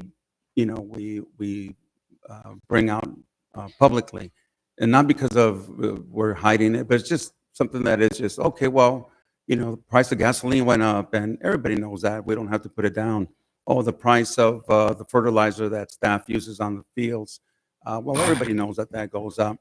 But I thought it would be important that everybody does get a little bit of an overview. And again, as one of the presenters said, and this applies in every department, the price of doing business has gone up. And I use the analogy that if you own a restaurant and your focus is breakfast, and you talk about scrambled eggs, huevos rancheros, and all that other stuff, if you look at the cost of eggs 5 years ago and what it is today, you could not keep the same fees down, the same cost. You would be charging more today because something that's out of your control impacted you. And I wanted our staff to come in and do a little bit of a presentation on that. And I just want to thank them for doing this kind of quick. And again, they could have done a whole long list of things that impact our departments. And I just asked them, just touch over a few. They actually went into more detail than I thought. But if they went through every detail that is impacting them, it would be a whole lot more. But thank you for everybody that's out here today. Thank you, Madam Mayor. Thank you. So with that, I'm going to take a 5-minute recess, and we'll be back so we can give our translator a little break because she is translating, and we'll be back in 5 minutes. Thank you.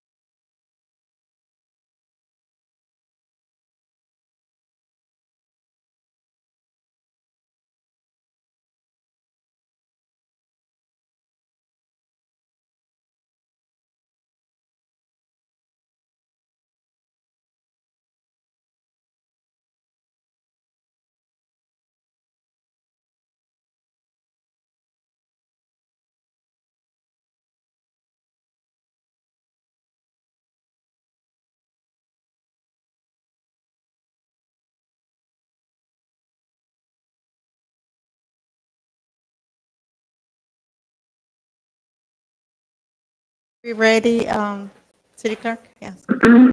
At this time, if you are going to be speaking in public comments, you can please stand on my side so I can see how many of you will be speaking.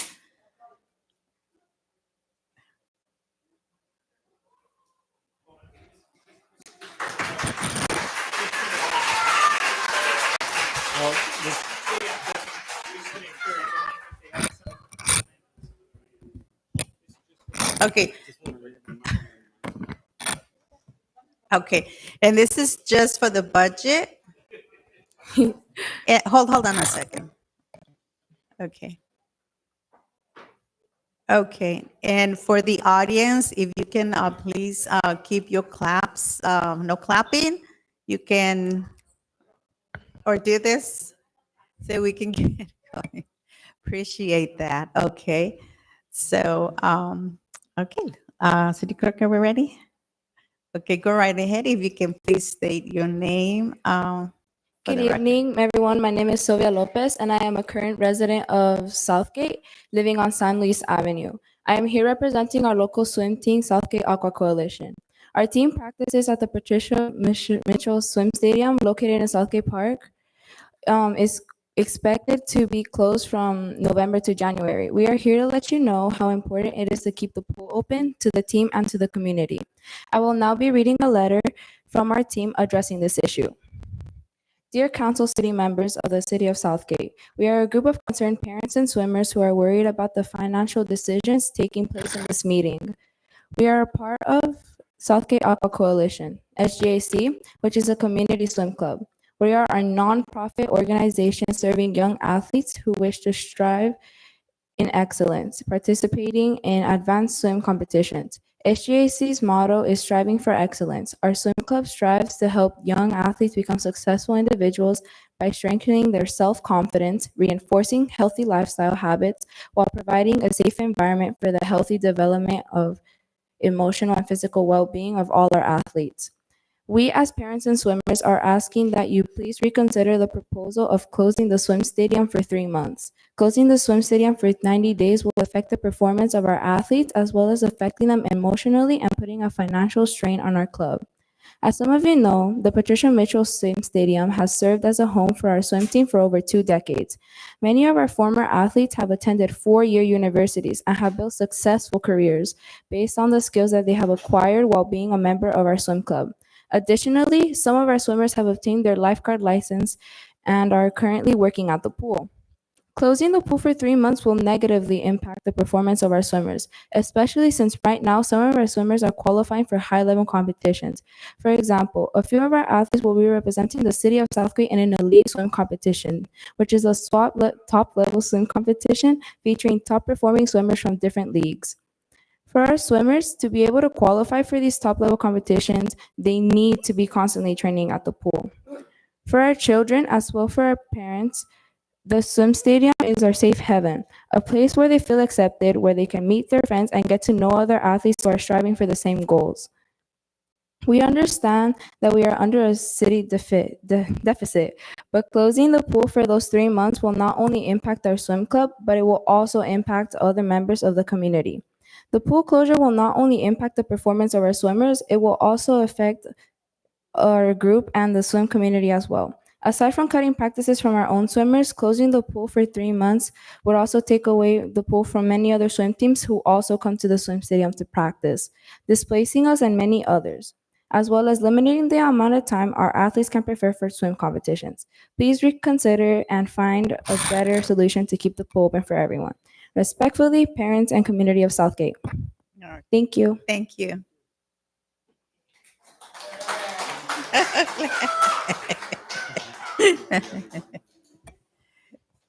Thank you for those who. Good evening, council members. My name is Jayla Bonilla, and my address is 3220 Liberty Avenue. I am part of the Southgate Aquatic Coalition. We are a nonprofit swim club that has served the community over 20 years. We're asking you to please consider the decision to close the Patricia Mitchell Swim Stadium for 3 months. Our team includes about 70 athletes and 55 families, and this pool is a big part of our lives. For many of us, it's just not a place to swim. It's where we make friends and learn how to follow rules, stay healthy, and feel safe. The pool also supports our mental health, especially for kids who have found a community among the team.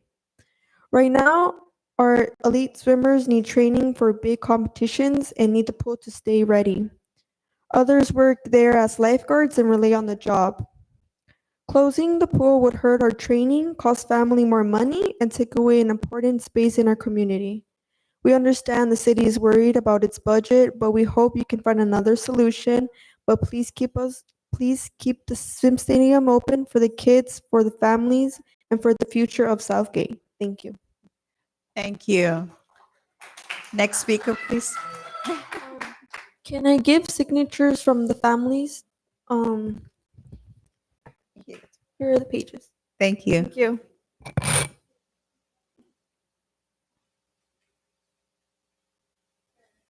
Good evening, councilmen and councilwomen. My name is Yolanda Macias. I've been part of the aquatics since 1971, when it was an outside pool. I used to come to the pool as a teenager, but now it is very crucial for me and others, my husband also, that I have no longer mobility, as I cannot do any other exercises but be in the water. That is my therapy, my husband's therapy. A lot of people that come, senior citizens come for their therapy. It's not only physical therapy, it's mental therapy also. And I do want to offer a short solution. I would not mind paying a few dollars more so that this aquatic center can remain open. Because I know that $10 a month that I pay is nothing. I know what they cost in other places. So I don't mind paying even $5 more. And I'm not rich. I am retired on a pension. But I really, like I said, it is crucial for me and other people and people with special needs also. Thank you very much. Thank you.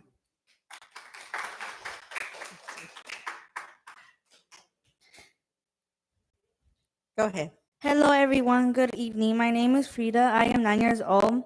I was diagnosed with ADHD. I have a lot of energy. Honestly, my favorite sport is swimming. Swimming has helped me to focus my energy. I practice every day. Based on that, I have been able to qualify for JAG, WAC, SAG, and LEE. Thank you. Thank you. Madam Mayor, just if I may, I know that we have a lot of children here, but the same rules apply to everyone in this. This is a public hearing, and so it's important to make sure that we get everyone's voice here. A public hearing is like being in a courtroom, and so we have to respect the nature of this public hearing. And it's okay to wave and support because that doesn't make noise, but we do need to ask that there be no clapping. This is the same rule that we ask of everyone in other public hearings that we have had. So if I could get your support, that'd be much appreciated. Thank you. And I'll be the bad guy. He's a bad Madam guy. Mayor. You're always the bad guy here. But somebody has to say this. Thank you. Thank you. Appreciate that. Go ahead. Hi, my name is Pedro Espejo. I'm one of the members of the Aquatics Center. I am here to tell you guys about making your decision about closing the pool for 3 months. That can affect us and many people from the community. That can affect us emotionally and mentally because we practice every day from 5 to 7 and every day the whole week, even sometimes on Saturday and Sunday for competition. So if you close the pool, it might affect us on our competitions or our swimming if we don't go every day. So closing our pool for 3 months could affect us. Thank you.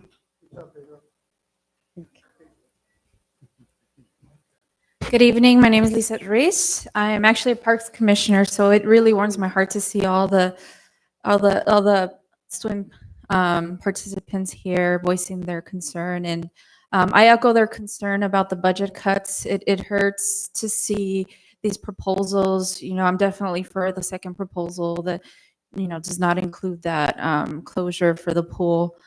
I did want to reiterate my concern again because personally, I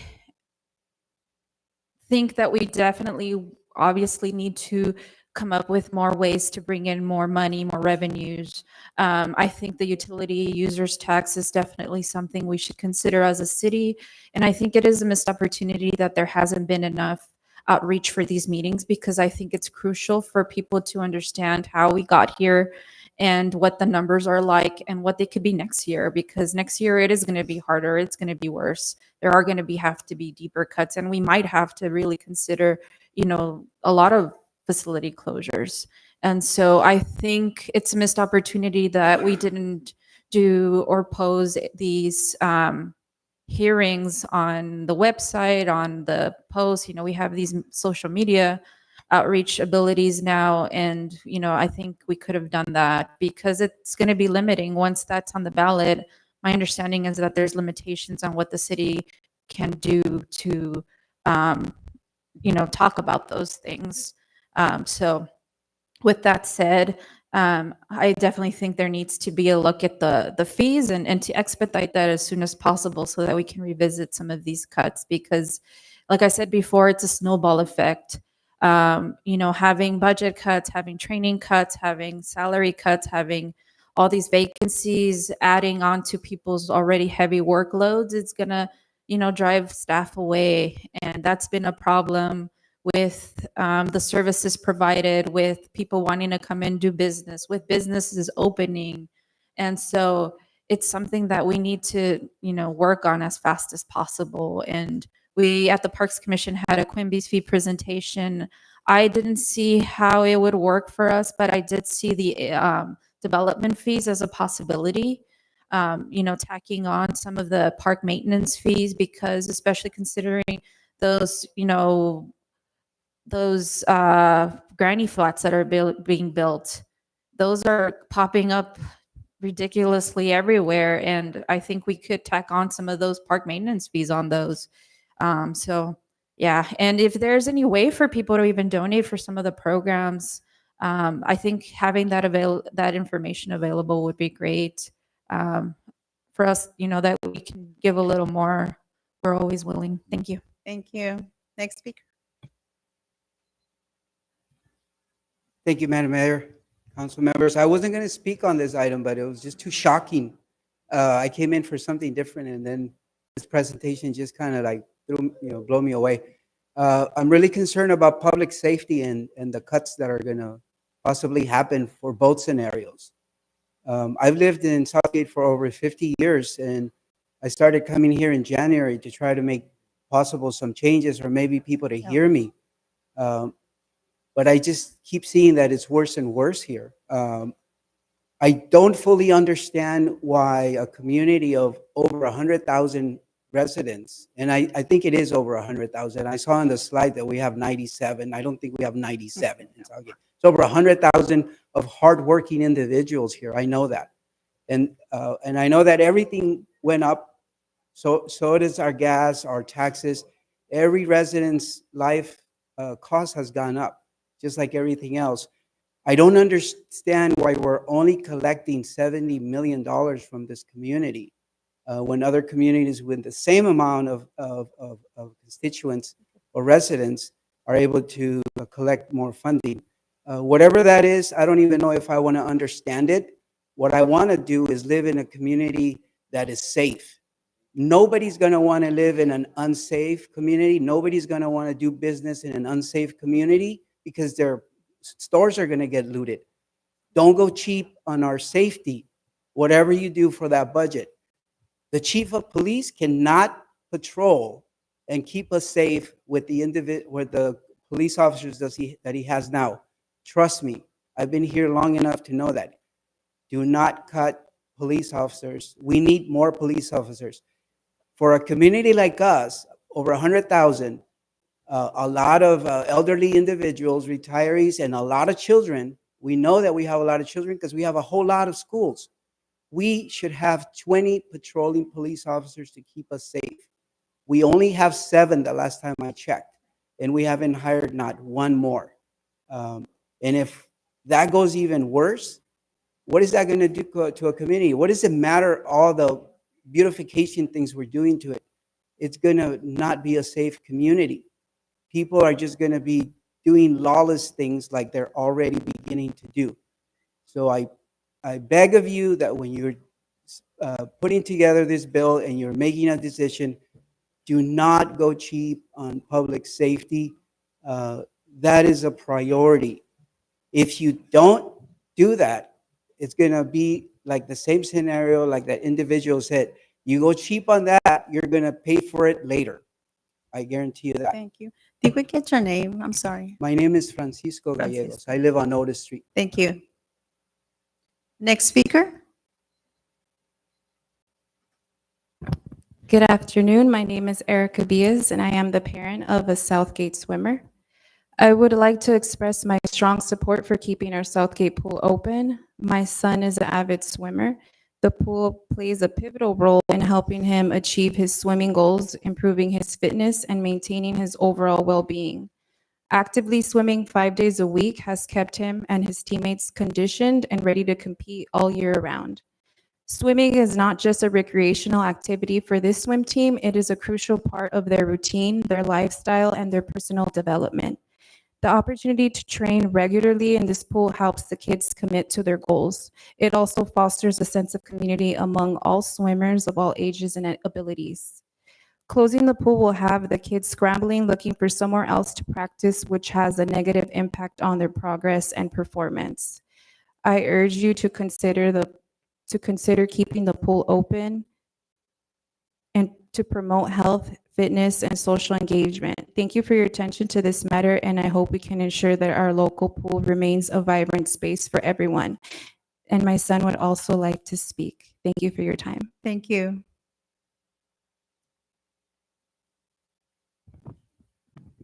Good afternoon, everyone. My name is Gavin Padilla.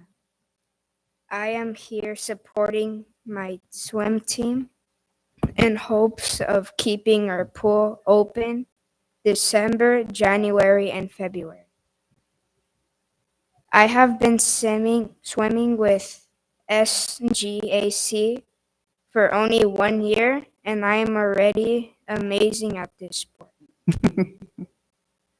I swim 5 days a week, getting better and faster.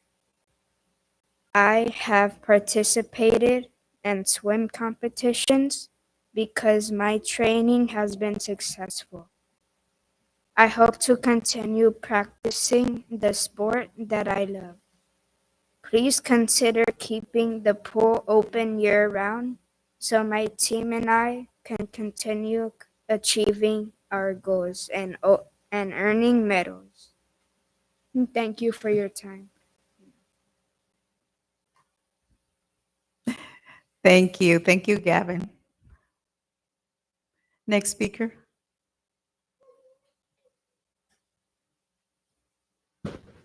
Buenas noches, mi nombre es Karen. ¿Va a hablar español? En diferencia de todos los casos. Espéreme tantito para que le dé la traducción. Si me da tiempo, por favor, para traducir al inglés de lo que usted va a hablar, ¿ok? En caso yo hablo en español. I am going to Niños speak y jóvenes que practican el deporte de la Hay natación niños, there are les kids that ayuda practice incluso a evitar Un momento. A ver, can I, Yeah, hold tell on. her so she can pause, yeah. le da pausa para que le pueda traducir al Oh, inglés. niños y jóvenes que practican el deporte de natación There's children and young that practice the swimming.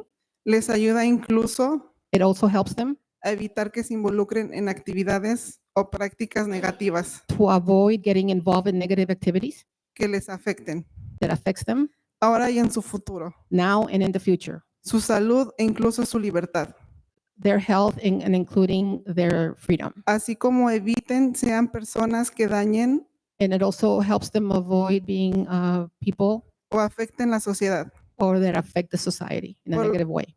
Por lo anterior manifiesto mi descontento I therefore show my disappointment e inconformidad por el posible cierre de las instalaciones in the fact that you're considering closing the swimming pool que promueven el deporte that promote this sport, en donde nuestros hijos se están desarrollando where our kids are developing para ser individuos positivos to be positive individuals dentro de la sociedad, inside of this society of ours, al convivir y competir con lealtad, as they combine with loyalty y limpieza con sus compañeros. in a healthy environment with their teammates. Hago un atento pero firme llamado I urge you, please, a las autoridades o administraciones to all of you, administrative, que les compete tomar esta decisión, for you to please make the right decision, a que la consideren for you to consider. como algo importante para nuestros niños. It's a very important decision for our kids. En igualdad de oportunidades In the same type of opportunities, para todos sin importar posición o nivel económico. without taking any effect of what their position or title or age may be. Entendemos su argumento de la intención We understand your decision making de cerrar este centro deportivo, or in trying to look at considering closing this swimming pool, mas no lo compartimos. but we don't agree. Si el motivo es financiero o de presupuesto, If your decision is because of your finances, ¿no creen que una de las mejores inversiones de nuestra ciudad don't you think that one of the best investments for our city, es el buen desarrollo de nuestros niños? it's the good developing of our kids? En este caso, su desarrollo físico y mental. In this situation, their development of mental and physical, Para que sean o lleguen a ser personas que contribuyen al bienestar de la sociedad. so that they can contribute in a good way to our society. Por favor, no cierren estas instalaciones. Please do not close the swimming pool. Se los pedimos como padres y como personas ocupadas We would urge you as parents and as community members, y preocupadas por nuestros hijos y jóvenes. concerned for our youth. Ok, quiero compartir I also want to share que mi niño es un niño con autismo that my son has Y- autism y yo soy su voz de él. and I am his voice.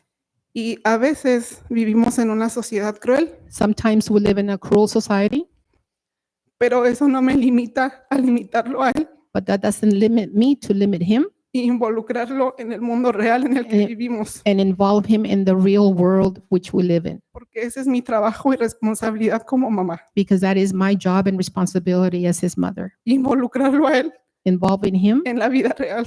in the real life. Y a todos les consta que mi hijo ha tenido mucho logro And everyone can witness that my son has cuando él accomplished a entró lot cuando él entró al equipo. when he joined this team. Es mi testimonio real. That's my real testimony. Gracias. Thank you. Gracias. She's okay, mijo. She's okay. Next speaker, please.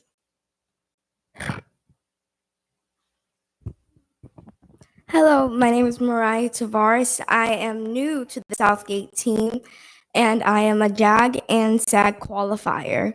But like, being good doesn't just come out the window like, oh, I just woke up, now I'm in the Olympic trials. That takes hard work and dedication, and with hard work and dedication, you can't get it without practicing. By the way, I'm 11 high, but you can't get it without practicing. So without practice, it's like, what's the whole point? Because without practice, there's no point of competing, because how you're practicing is how you're going to compete. And without practicing, you don't know how you're going to compete. Like, you got to practice which technique is perfect for you, but without practice, you can't do that.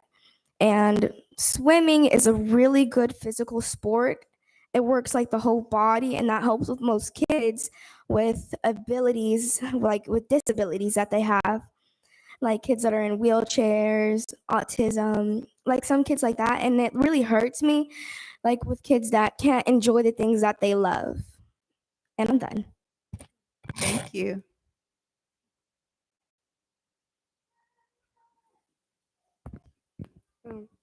Good evening. My name is Jana Bonilla. I have been swimming for the Southgate Aquatic Collision team for 4 years. The reason I started swimming was because I had a condition in my left arm called brachial plexus parsley. I had surgery for this condition. My doctor recommends swimming for my therapy, and it has been helping me so much. I have been excessively competing because my therapy has been working. I fell in love with the sport of swimming, and I am here today asking for the pool to stay open to continue helping myself and my team reach our goals in becoming the best team and continue respecting Southgate. Thank you for your time. Thank you. Next speaker. It's a tough act to follow there. Good evening. My name is Jimmy Ozeda, Southgate resident. First of all, I always just start with thank you for your service. I'm not going to stand here and question your competence or accuse you of your negligence given the financial state of our city. I'm going to go ahead and plead that you lead with transparency and respect for our civil responsibilities. For the past several council meetings, several questions have been posed by city residents regarding the actual city budget, but these questions were never responded to by the city council or staff. I understand you might not feel inclined to answer these questions, but how do you expect to regain the trust of Southgate residents? How do you expect residents to trust you when you choose to ignore valid questions? A deficit that could have been avoided if we were fiscally responsible and elected officials were providing the fiduciary oversight. I really hope city council and staff reflect on how we got to this financial mess. Let's be honest with ourselves. We can't put the blame on uncontrollable costs. It's the nature of doing business. As elected officials and staff, you owe it to the residents to ask yourself, how did I contribute to this? Were we asking the right questions? Did we say no when we knew it wasn't the right choice for our city, but not the most popular decision? At the Urban Orchard event, which is a great event, by the way, one of our past city managers referenced the city was encountering financial problems back in 2016. What steps did we take to rectify the situation then? Nothing. We just continued to operate business as usual, eventually leading us into this financial mess. An influx of COVID money came into the city that masked our lack of fiscal management.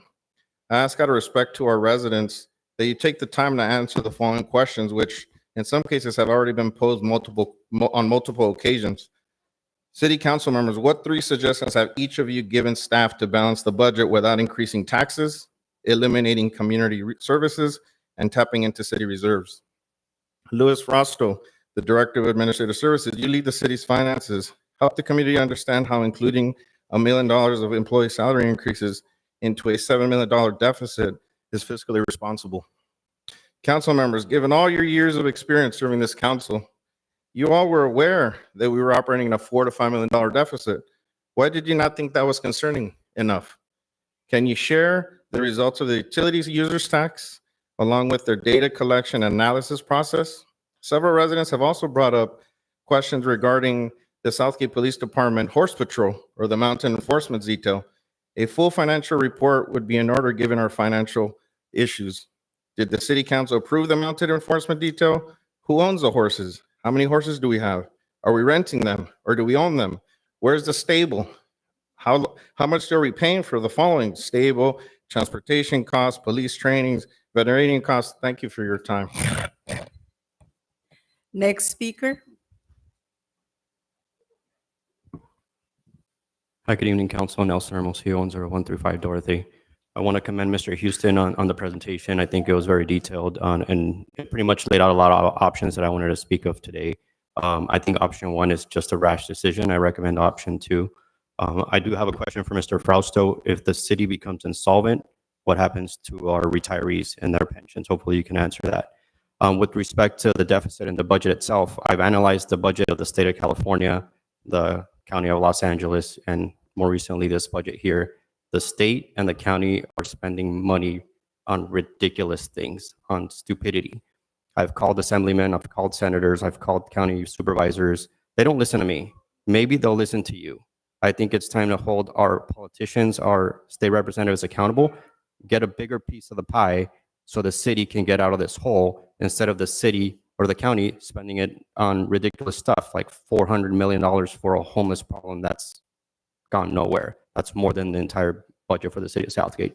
So a lot of the measures here I think are going to help, But as our representatives, our politicians, I think we need to push our assembly members. Our assembly members were out at the orchard. Speak to them on that. A lot of conversations are going on about the federal government and fighting the administration. There's nothing we can do about that. Those assembly members, our state representatives, can do something about our deficit here now. We just have to push them to do it. Thank you. Thank you. Next speaker. Good evening, council, mayor, staff. Name is Edgar Pelayo, Southgate resident. And just real quickly, I want to mention to the Southgate Aquatic Center that every second Thursday of the month, there's a Parks and Rec Commission meeting. I recommend that you guys show up and make your voice heard there, not only here at the city council, but also there. We certainly don't want to see programs cut and the pool closed down because one of the parents mentioned that investing in kids is really important, and I believe it is. But being financially sound is also important. And so here are a few questions that I'd like to submit for the council.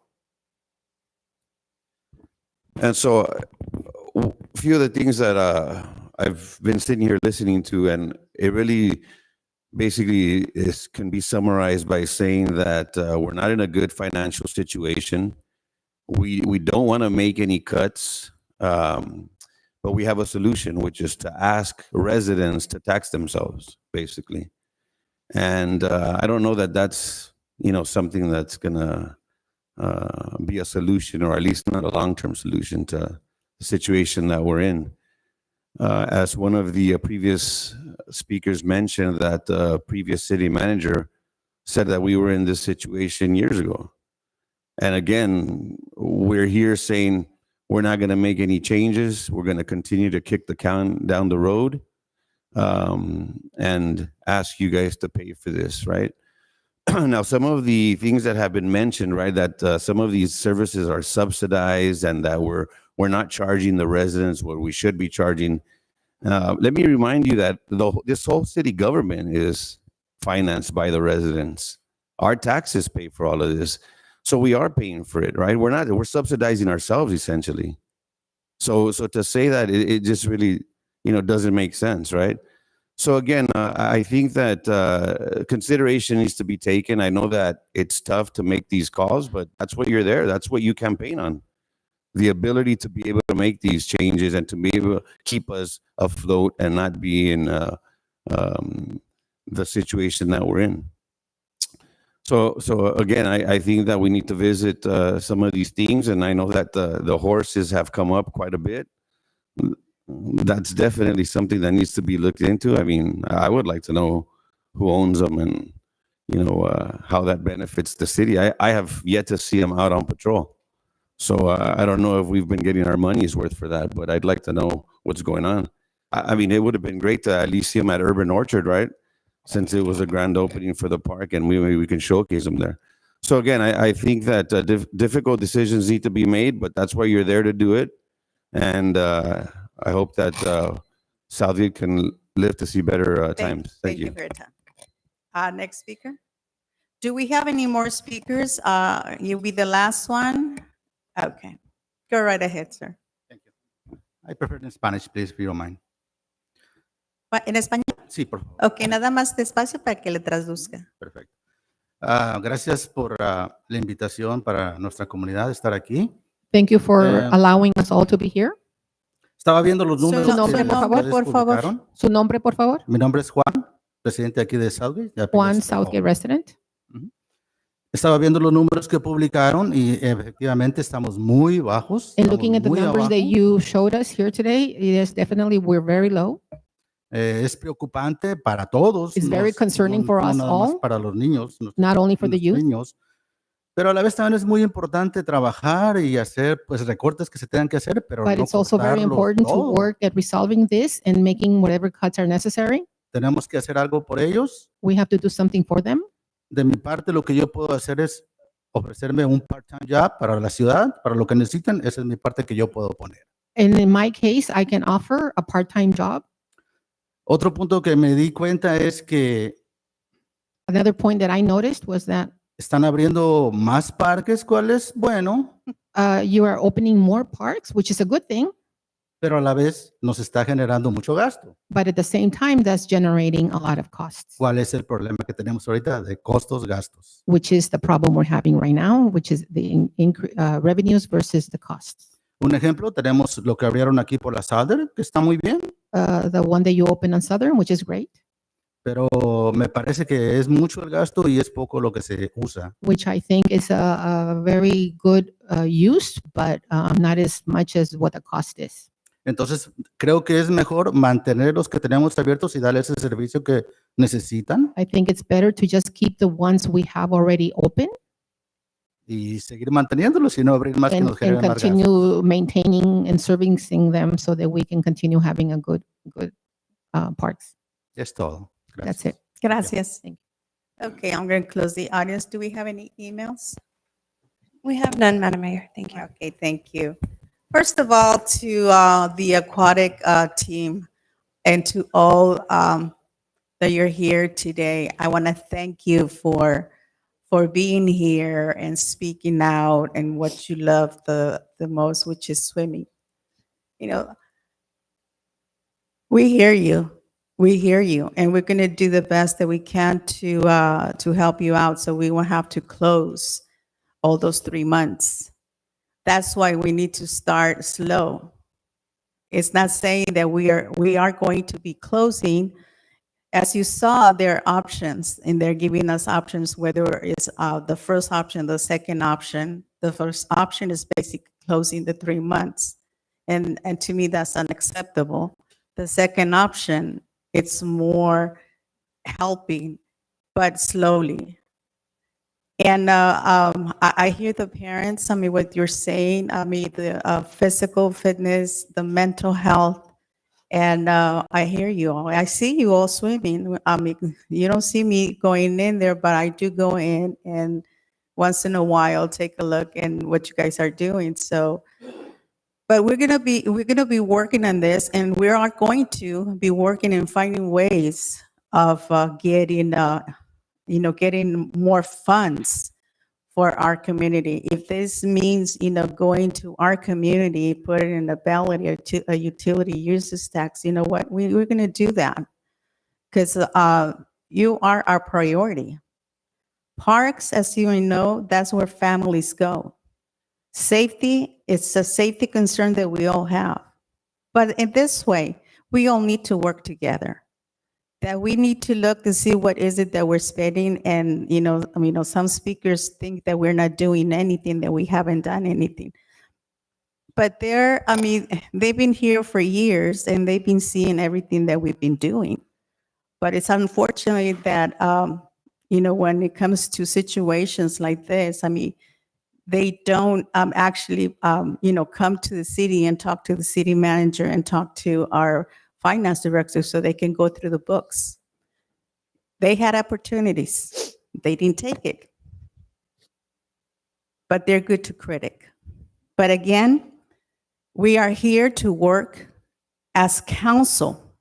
As they said, we were here to make tough decisions, and this is one of the toughest decisions that we have been taking, that we're going to be taking in this couple of days. But again, we need to go out, we need to come together, and we need to think of things that we can do in order to create funding. Talking to our legislators, that could be one. And it takes a village, and you are the village. So we're going to need your help. And I'm sure that you are more than willing to help. The same goes to, to our staff. Our staff here, they do their job, they work. But in order for them to do their job, they need to get paid. So we need to make sure that we take care of them too. And every city is having the same difficult situation on budgets. Again, what we used to buy 5 years ago with $20, we can't buy the same thing with $20 anymore. So inflation has been increasing. And we need to look at that. But again, we are going to be working, with our staff, with Parks and Recreations. We have Steve, we have Tina. You have your instructors. And one question that I do have, why is it that we're trying to close on Fridays if you're asking for one day? Why Friday? Why not another date that is not being used more than other days? Actually, Friday is our least used day at the pool. We run lessons Monday, Tuesday, Wednesday, and Thursday on a regular basis. Those are our bigger days, and those are our lesson days, where we do almost 400 lessons a week for those 4 days. Friday has always been traditionally our slowest day. We only recently, in the last couple of years, reopened it on Fridays. For most of my 36 years here, Fridays was closed, except for summer only. Since when have we been open on Fridays? We started, and I'm going to look over down at the end here is my director, my aquatic supervisor, but I believe that was about 2 years ago. Okay. Yeah, so Okay. 18, 19, we finally opened on Fridays, and then COVID, we had to close for a lot of times, and we finally brought it back, I think, in 2022 or 2023 Right. to open back on Fridays. But it was the least used on a traditional basis, and our swim team for many years, and for those swimmers that were here for a long time, they know they only practice Monday through Thursday for a Okay. long time. They knew that. And we tried to give them Fridays, but now that we're going back to tradition, some cuts that we needed to do, Fridays was the least used day. Okay. Because I see it more efficient if we, instead of going for the 3 months and getting one day, I will go with one day instead of 3 months. Yes, the one day is our initial option 2 recommendation is the 1 day. Our 3 month is the 9.4 million Right. recommendation. Okay, so maybe we can look into that and see how we can keep, Friday, but we'll work on that. Again, as many of you know, our city budget is not set in stone. We can bring stuff back. We can, what we could do with our budget, we can move it around. Even if it gets approved tonight, we can move it. We can bring stuff back. We can budget things in our programs. So please bear with us. This is a tough decision, but we definitely need to move forward and think of ways that we can create more funding in order for us to keep our city running in a way it should, more healthier. Okay? All right, Madam with Mayor? that, go ahead. Yes. So real quick, yeah, it's easy to come in and critique and not give any solutions. That's real easy. And sometimes it's very popular. But, again, I know that we're not talking about our staff contracts and stuff like that, but you brought it up. Our employees are not highly paid. They're getting average. I bet you if I were to ask anybody here to raise their hands, if you think that you're overpaid in the work that you're in, not one single hand would go up. This is a hard, blue-collar, hard-working community. Nobody is overpaid. Nobody is overpaid, and our employees are no different. There were years there where they accepted no salary increase, zero. Back in 2008, our employees saw the difficulty in the budget, and they proposed a 10% pay cut to address how we got here. So we've had a lot of structural deficits throughout the year. You heard a little bit about the street light and landscaping fund. Everybody benefits from the street lights and the landscaping, everybody in the community. Therefore, we all have to pitch into it. We've been upside down on that for many, many, many years.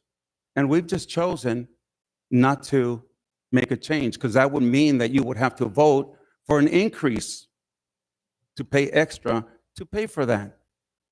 But we've made a conscious decision not to raise it. Why? Because we were doing well. Now, how long has it been since that budget has not been touched? Over 30 years. Over 30 years. And that's what's eating into the general fund.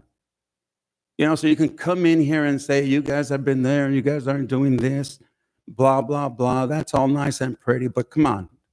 You know, we've been doing everything we can not to raise taxes on people. You saw some of the cities around us.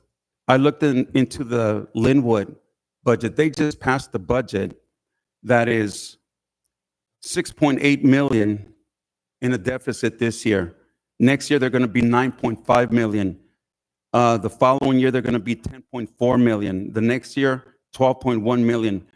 Following year, $14 million in the hole. You add all those dollars up, they're in trouble. And you know what? They have a utility users tax. You know, I'm very happy to have seen senior citizens coming in here and telling us, you know what? We can do better. We can contribute more. And I can tell you, I know a lot of seniors who feel the same way also. You know, again, I didn't want to get into that, but you know, when you have people coming in here and want to be critical that we're not doing this, and it's shameful. Our employees work really hard and they deserve a good salary. And I'm not going to sit around and say, oh, we're not going to give a salary because we're in a deficit. That's nonsense. That is wrong. I want to thank all the young people that came here to speak. It takes a lot of courage to come up and do that. I don't, you know, when I was that age, I don't know. I think I would have freaked out. But they did a really good job, and I want to thank them for having come out here. Let me tell you, I dedicated over 30 years as a volunteer to a youth program at Southgate Park. I served over 30 years as president of the Southgate Junior Athletic Association. And I did that in hopes to keep the fees down for the children, and we're very successful in doing that. And why I did it is because I understand. I coached girls softball at Southgate High. If it wasn't for the program, these girls couldn't compete. They couldn't compete. You know, some of the young people that came in here, you might be competing for your high school at some point. And I heard some of the success stories. We actually recognized an individual about a year or two ago because he's on the brink of making, and Steve, maybe you can help me with this. He's on the brink of making the U.S. water polo team. Didn't we recognize a young man from the aquatics? Remember that one, Maria? Yeah, we recognized the young man about a couple of years ago. But it started with the Southgate Aquatics. And I am not going to sit around and look at a budget that's going to cut your service down. That's just not going to happen. I will not support that. I spoke to a young lady by the name of Sochi, and I explained some things to her, and she said, you know what, yeah, maybe we should consider raising additional funds. I've talked to a lot of people, and they see that. You know, you saw the numbers here tonight. Staff did a fantastic job of showing you where those additional costs are coming in, and they're not all employee related. You know, and I when I was talking to staff and I was asking them to put something together, I was looking at the JAA, for example, the program. A softball used to cost us $5. It's now like $11 or $12 for a softball. And they're volunteers. Everybody who's there is a volunteer. So if the fees go up, it's not because we're paying them. Nobody's getting paid. Every single one of the board members is a volunteer. Our coaches are volunteers. But why would the fees go up? Because the equipment goes up. And here you have the same thing. And I'm not going to sit around and allow people to come in here and criticize that they're overpaid. That's unacceptable. Now, why I personally promote the youth programs? I too have a grandson who's on the spectrum. And he's into music. He's not into athletics. He's into music. And if it wasn't for the music, I don't think he'd be as advanced as he is. And again, so I would appreciate the parent who came in here with her son. And there's a lot of people like that. You know, we need these programs for children. Seniors, yeah, their only therapy is to get in that swimming pool because it's not a high impact sport. It's a healthy sport. Some people just go to the park to go into the hot tub because it's good therapy for them. You know, to shut it down, that's not going to happen. Personally, why I believe that sport is important. is I too, when I was a young man, I've told this story before, and again, I hope I don't get emotional because I still remember what I went through. I was in a car explosion when I was 10. I was in intensive care for 2 weeks. My grandfather died in that accident.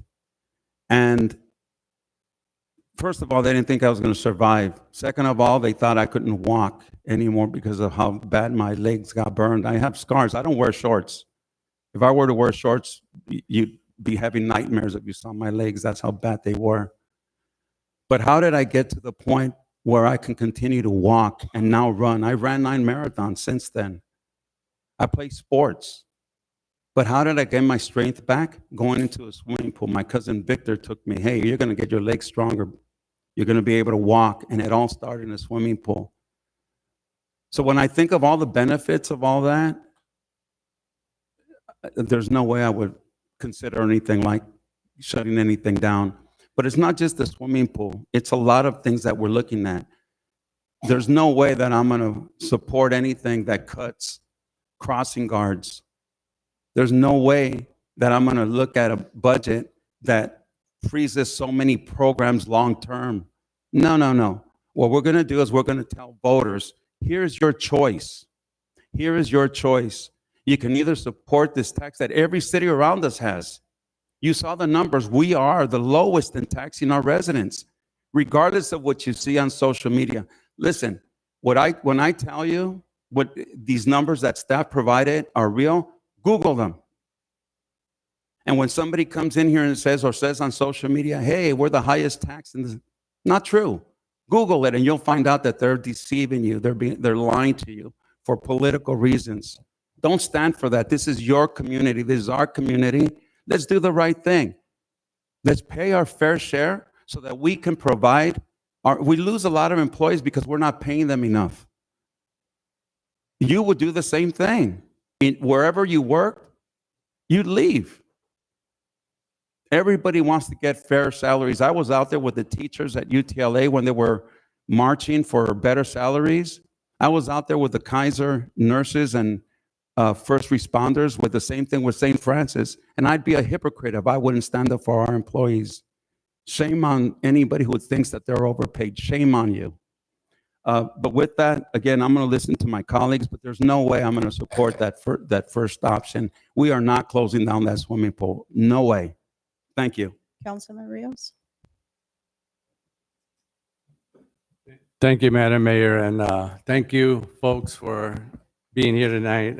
And I know it's late, getting late, but it's important that you're here. You're doing your civic duty. It's important. I want to clarify a few things because I think it's important. First of all, the pool. I mean, Steve, we didn't have to close the pool. I mean, we haven't approved the budget. You just basically closed it, right? What was the reason behind that? I mean, for Fridays.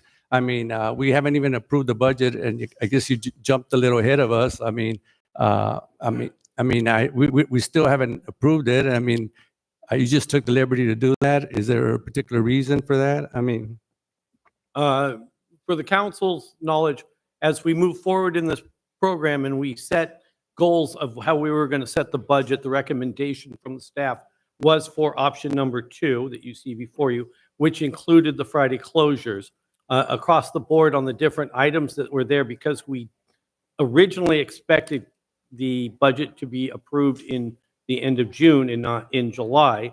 We could not meet those budget numbers if we did not shut down those pools. We would be telling you that, hey, we're going to save you X amount of dollars, but we couldn't do that if we kept the pool open the whole time. So we were just making sure that we were trying to make sure that we were on the same page with the budget numbers we were presenting to council. thank you for clarifying that. Now, I need to also kind of respond to some of my colleagues' comment regarding my 2 commissioners that are here, the Parks and Recreation Commissioner and my Planning Commissioner, who happen to be very involved. They're commissioners, and this is a democracy where people get to question.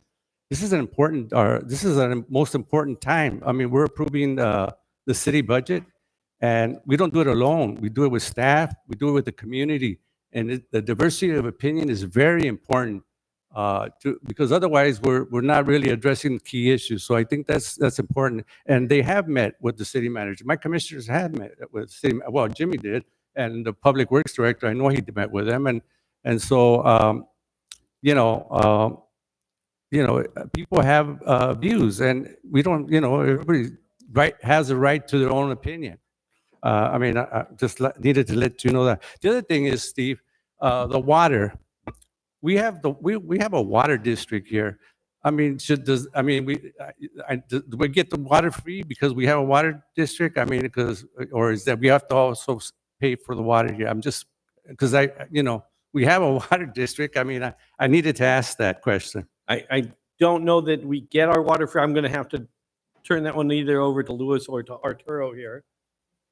Yeah, we do have our own water district. Our district is a water enterprise. The city of Southgate should be paying into the water enterprise. I still don't know to what extent we've shifted in that direction as a city, because we're using our water for our pool, for our medians and what have you. So there's so many arrangements in the water program that I don't really understand them all, but there isn't a direct bill for that, though there's a responsibility. But I think in general, for water services, water staffing, water costs, those are not funded out of the general fund. So when we talk about these cuts, there is a funding source. So these other sources like sales tax, property tax are all pooled to try to pay for policing and general fund activities, parks and rec. Water has something called a special fund, and we charge the users, we divide the total cost of water support and work out what is the equal to what the costs are, and then create a bill per water unit that all the residents pay. So that fund actually pays for itself because the rates keep getting adjusted as costs go up. But the rest of the city outside of water, it has those other tax pools that don't adjust as quickly. Okay, and I know that we normally here, when we hear from the public, we respond to some of the questions that they ask. And I know we haven't quite did that, all of them. I know one of them had to do with the survey that we conducted. We did spend some money. I think people want to know in regards to UUT, what some of the outcomes were, because we haven't heard back. No, I apologize for that, because I jumped into council comments, and once we're done, I'm going to go back to staff so they can answer the questions that they were asked. Okay. All right. I just want to make those comments, but in the end, I think it's just in general. Again, like I mentioned, this is the most important time. Approving the budget kind of spells out the priorities for the city, the values, what we value. So it's important that we have this discussion with the community and everybody's staff. It's also city council's fiduciary responsibility to ask the questions. It's difficult questions, but they're important questions to ask because they need to be answered. Otherwise, we wouldn't be doing our job. And we didn't get into this fiscal situation overnight. And I think we all know, if Luis mentioned it, it's been ongoing. We've had and we continue to spend. I think this is a spending issue. When you really look at it, it's because we continue to spend and the money is not coming in. Now we're starting to deplete our reserves, our stabilization money. We're transferring monies. So it's important that we have this conversation with the community so they understand clearly what's going on and what we need to do to address these issues and limit the impact on the community, especially as it relates to the pool. But anyways, I just thought I'd mention that. Those are my initial comments. Okay, Councilwoman Avalos.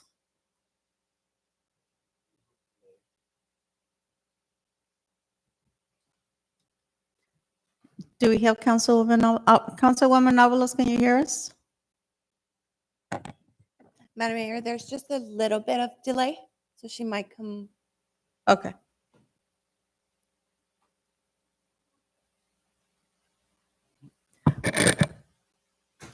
Bear with us. They're trying to see if Councilwoman Avalos is on the phone. If not, we're going to call her.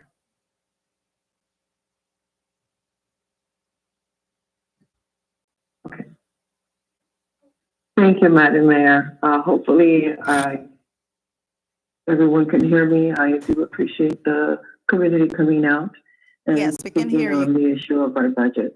The city of Southgate was previously, from my understanding, at a 7.2 million budget deficit. Now, as we are currently facing, and the numbers have changed, we're now facing a $9.4 million deficit.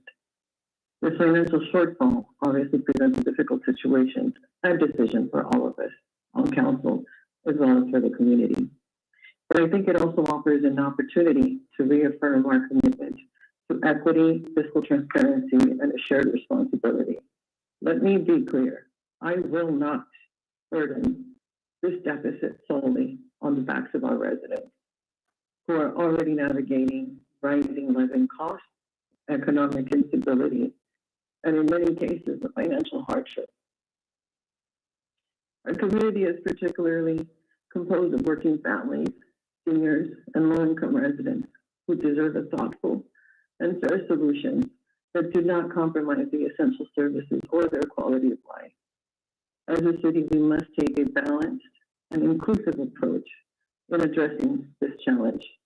This means evaluating every corner of our operation, seeking efficiencies, renegotiating outdated contracts, exploring new sources of revenue if possible, and pausing all non-essential expenditures. I appreciate the community asking what we have offered to our city staff as a solution. Well, as we are facing a $9.4 billion budget deficit without practicing core city services is a tough challenge. But I believe that it can be done by addressing it through a strategic and a mix of cost savings, efficiency, and long-term planning. Here are some approaches that I believe the city can consider. First, conducting a full budget audit with the goal of identifying inefficiencies, outdated contracts, unused assets, and overlapping services. Looking at nice to have versus must have.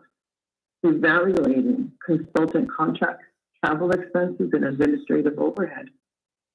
Freezing non-essential hiring and overtime. Implementing a temporary hiring freeze for non-critical positions. Review overtime usage in all departments. Often is a hidden cost and a driver of such. Reassigning staff where possible before adding new roles. Renegotiating vendor contracts and service agreements. Reviewing these contracts for wasteful management, IT, maintenance, renegotiating terms, or rebidding contracts to seek the lowest cost options for shared services. Streamlining all of our departments, combining departments that overlap responsibilities. Cross-training our employees to increase flexibility and reducing overtime dependency. And I hope that my colleagues would agree with me on this one. Launching a community budget advisory task force, involving the residents in budget prioritization, promoting transparency, and a public buy-in when difficult choices need to be made, because that is coming in the next fiscal year. Introduce a target fee adjustment, revisiting outdated or underpriced user fees, such as in our rental facilities, our permits, our special programs, and making sure that these increases are minimal and tied to the service delivery of our residents. These are challenging times that we're all living in, but I believe that Southgate is a resilient city. We have faced adversity before and emerged stronger and stand together.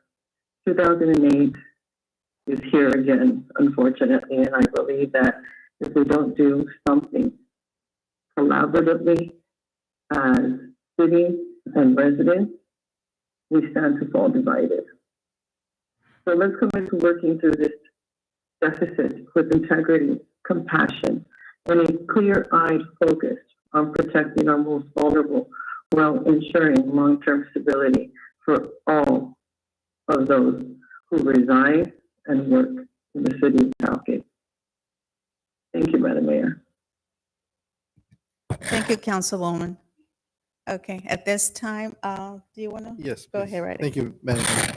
So I just wanted to touch a little bit on the swim aquatics team. First off, thank you very much for being here today. I've had the pleasure of being out at your facility there at the pool and watching the swim meets.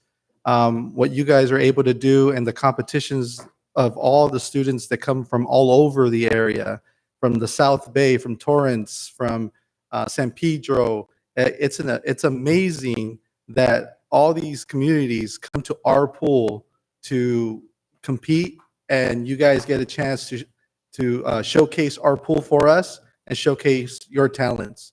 I think that that's something that needs to be appreciated and always encouraged to continue. One of the things that I know very strongly is the impact that sports does on one's life, right? I grew up at the park. I grew up living there during the summer. My parents had to go to work. I would go to the park, be there from 8 in the morning, playing basketball, walking to the gym around 10 o'clock, and then be picked up in the afternoon by my parents. That was my summer. I lived there. So I know the importance of it. I grew up playing baseball and basketball at the Junior Athletic Association. If it wasn't for that, I don't know where I would be. And I appreciate it so much that even now I coached. I was a junior coach at the age of 18 before I had children. I coached all the way through my time in college. And then when I had kids, came back and coached my daughters all the way through the program. So I understand the importance of having your children in sports and what that causes for them, not just in their athletics, but in their mental health. You know, kids that participate in sports are less likely to have depression and anxiety, are less likely to fall into drugs and gangs. And we need to continue to push for these type of activities for our youth. So any time when we look at budget cuts that, you know, in the first option, we saw there was a potential cutting of one of the seasons for the Junior Athletic Association for baseball and basketball. And in having conversations with a lot of our residents about what that impact would cause, you know, I would ask them, you know, so if we didn't have that second season, what would you guys do? Oh, well, I would probably take my kids to go play in Downey or go play in Norwalk or go play in, you know, in Long Beach. Okay, what does those leagues cost you? Anywhere between $250 to $350 for that league. A league that we charge $80 for here in the city of Southgate, the Junior Athletic Association. They're going to go out and have to pay $250 to $350. That's not even including the fundraising that they would have to do on top of that.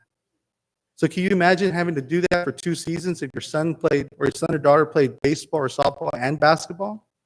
That would be a $500 increase in one's expenses just because we have to make tough cuts.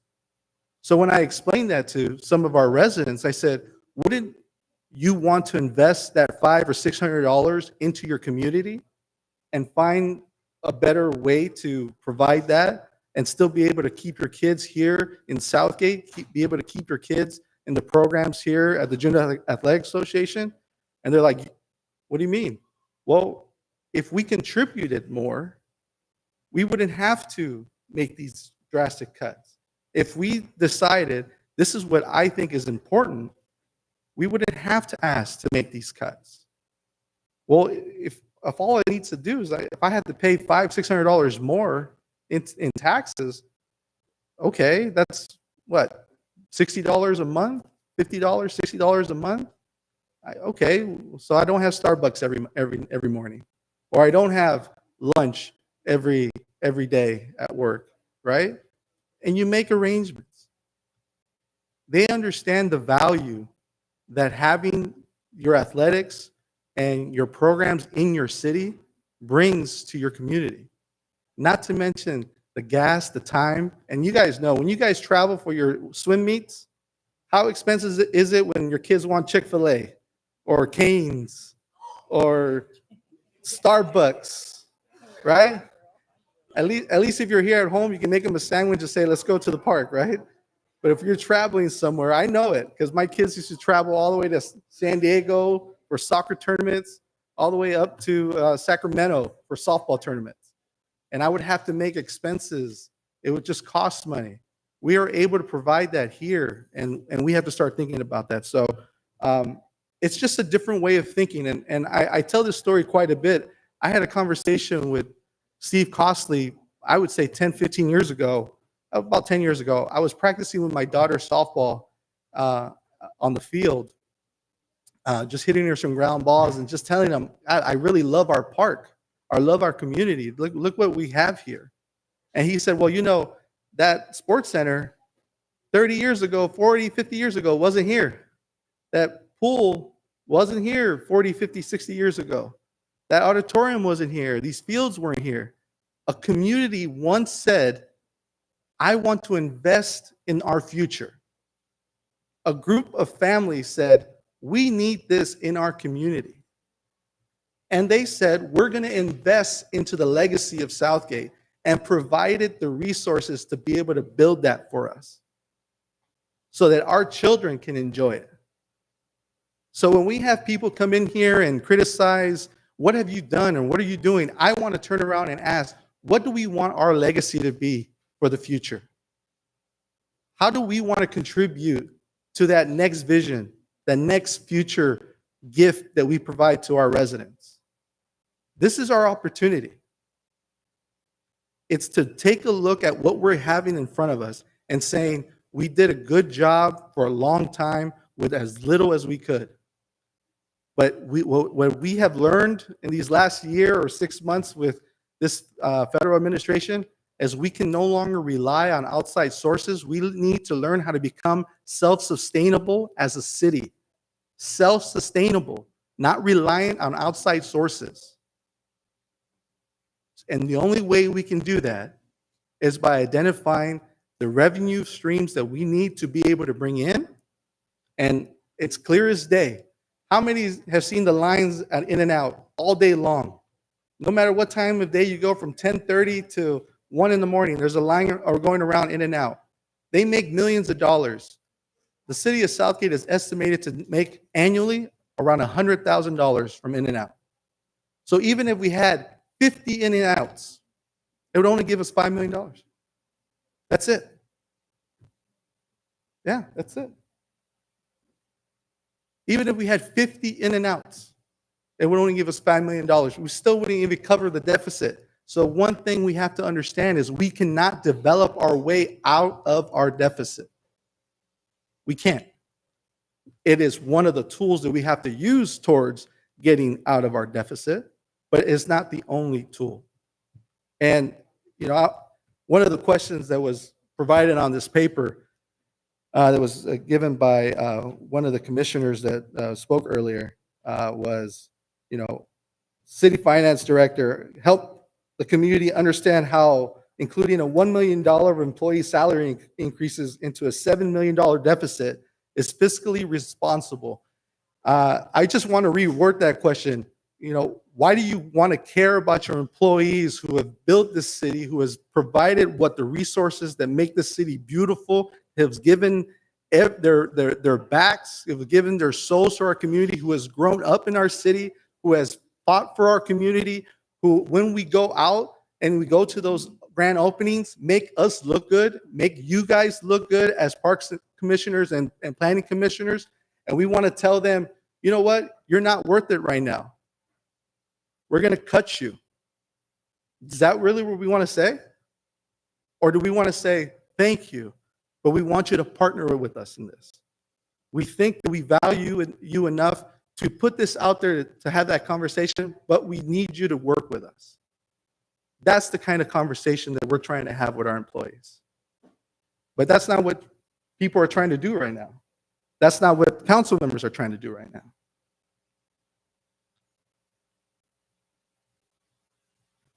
So, I mean, one of the question is share the results of the utility users tax survey. Just quick survey. Does anybody want to pay more taxes? Does anybody here ever want to pay more taxes? Raise your hand if you do. There's your survey. Nobody wants to pay more taxes. So, Hold it. but this is the one thing that we have to say. Nobody wants to pay taxes until we do our job of explaining what that looks like. And I hope today some families out there saw what it looks like if we can't generate revenue. How many of you want us to shut down the swimming pool? I don't see any hands up either.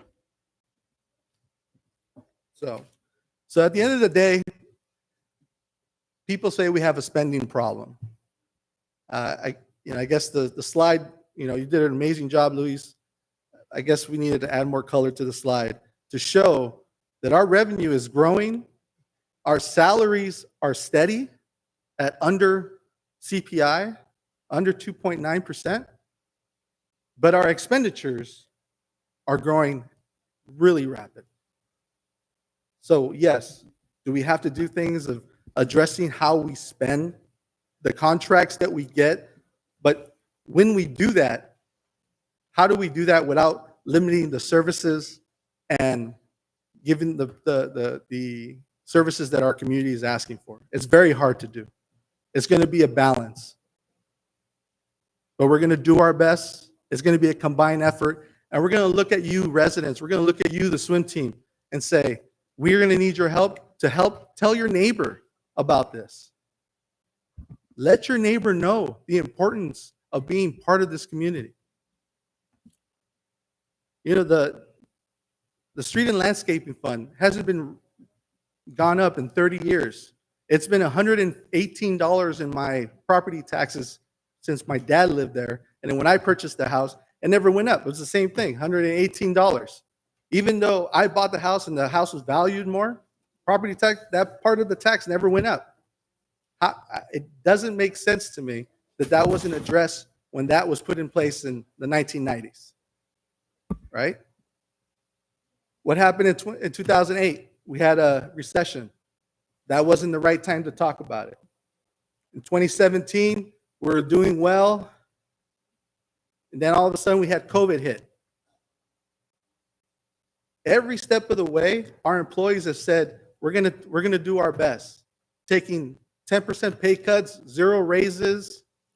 And all we're saying is, what can we do as residents to help out? What is our part? Thank you. Madam Mayor. Yes, go ahead. Thank you, Madam Mayor.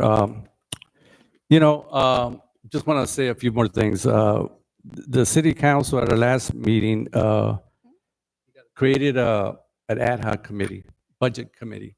Okay, so we can look at seriously at our situation.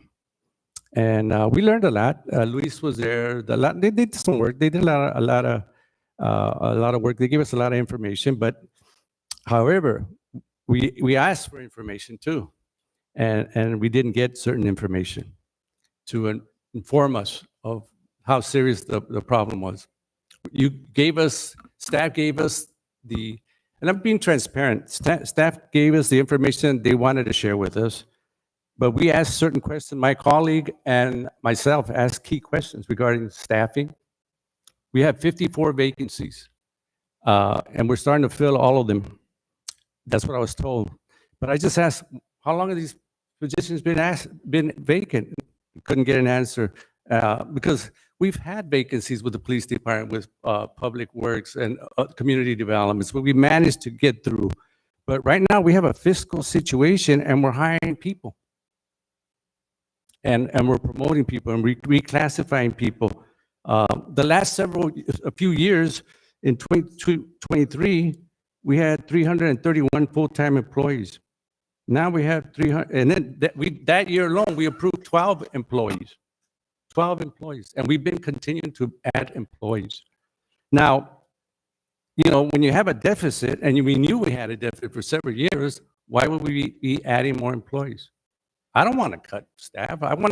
All I asked was, let's freeze the positions. Let's look at all the vehicles we're purchasing. We've been purchasing vehicles and equipment and all of this, and I'm saying, well, wait a minute, don't we have a budget deficit? Shouldn't we Where's the urgency to correct course? I haven't seen it. And I'm on the budget committee. We're operating like we have plenty of money. And we don't. We're digging ourselves deeper in the hole. And we're not addressing and managing our spending. And next year is going to be worse. So we have to look at that. And I think we're starting to, because now we're being transparent. That's important. That's the first step to addressing our concerns. We don't want to put it on the backs of the people, or the residents. I don't think none of us want to close the pool here. None of us want to cut any of the youth programs and the pool. I use the pool a lot. No, we don't want to cut none of that.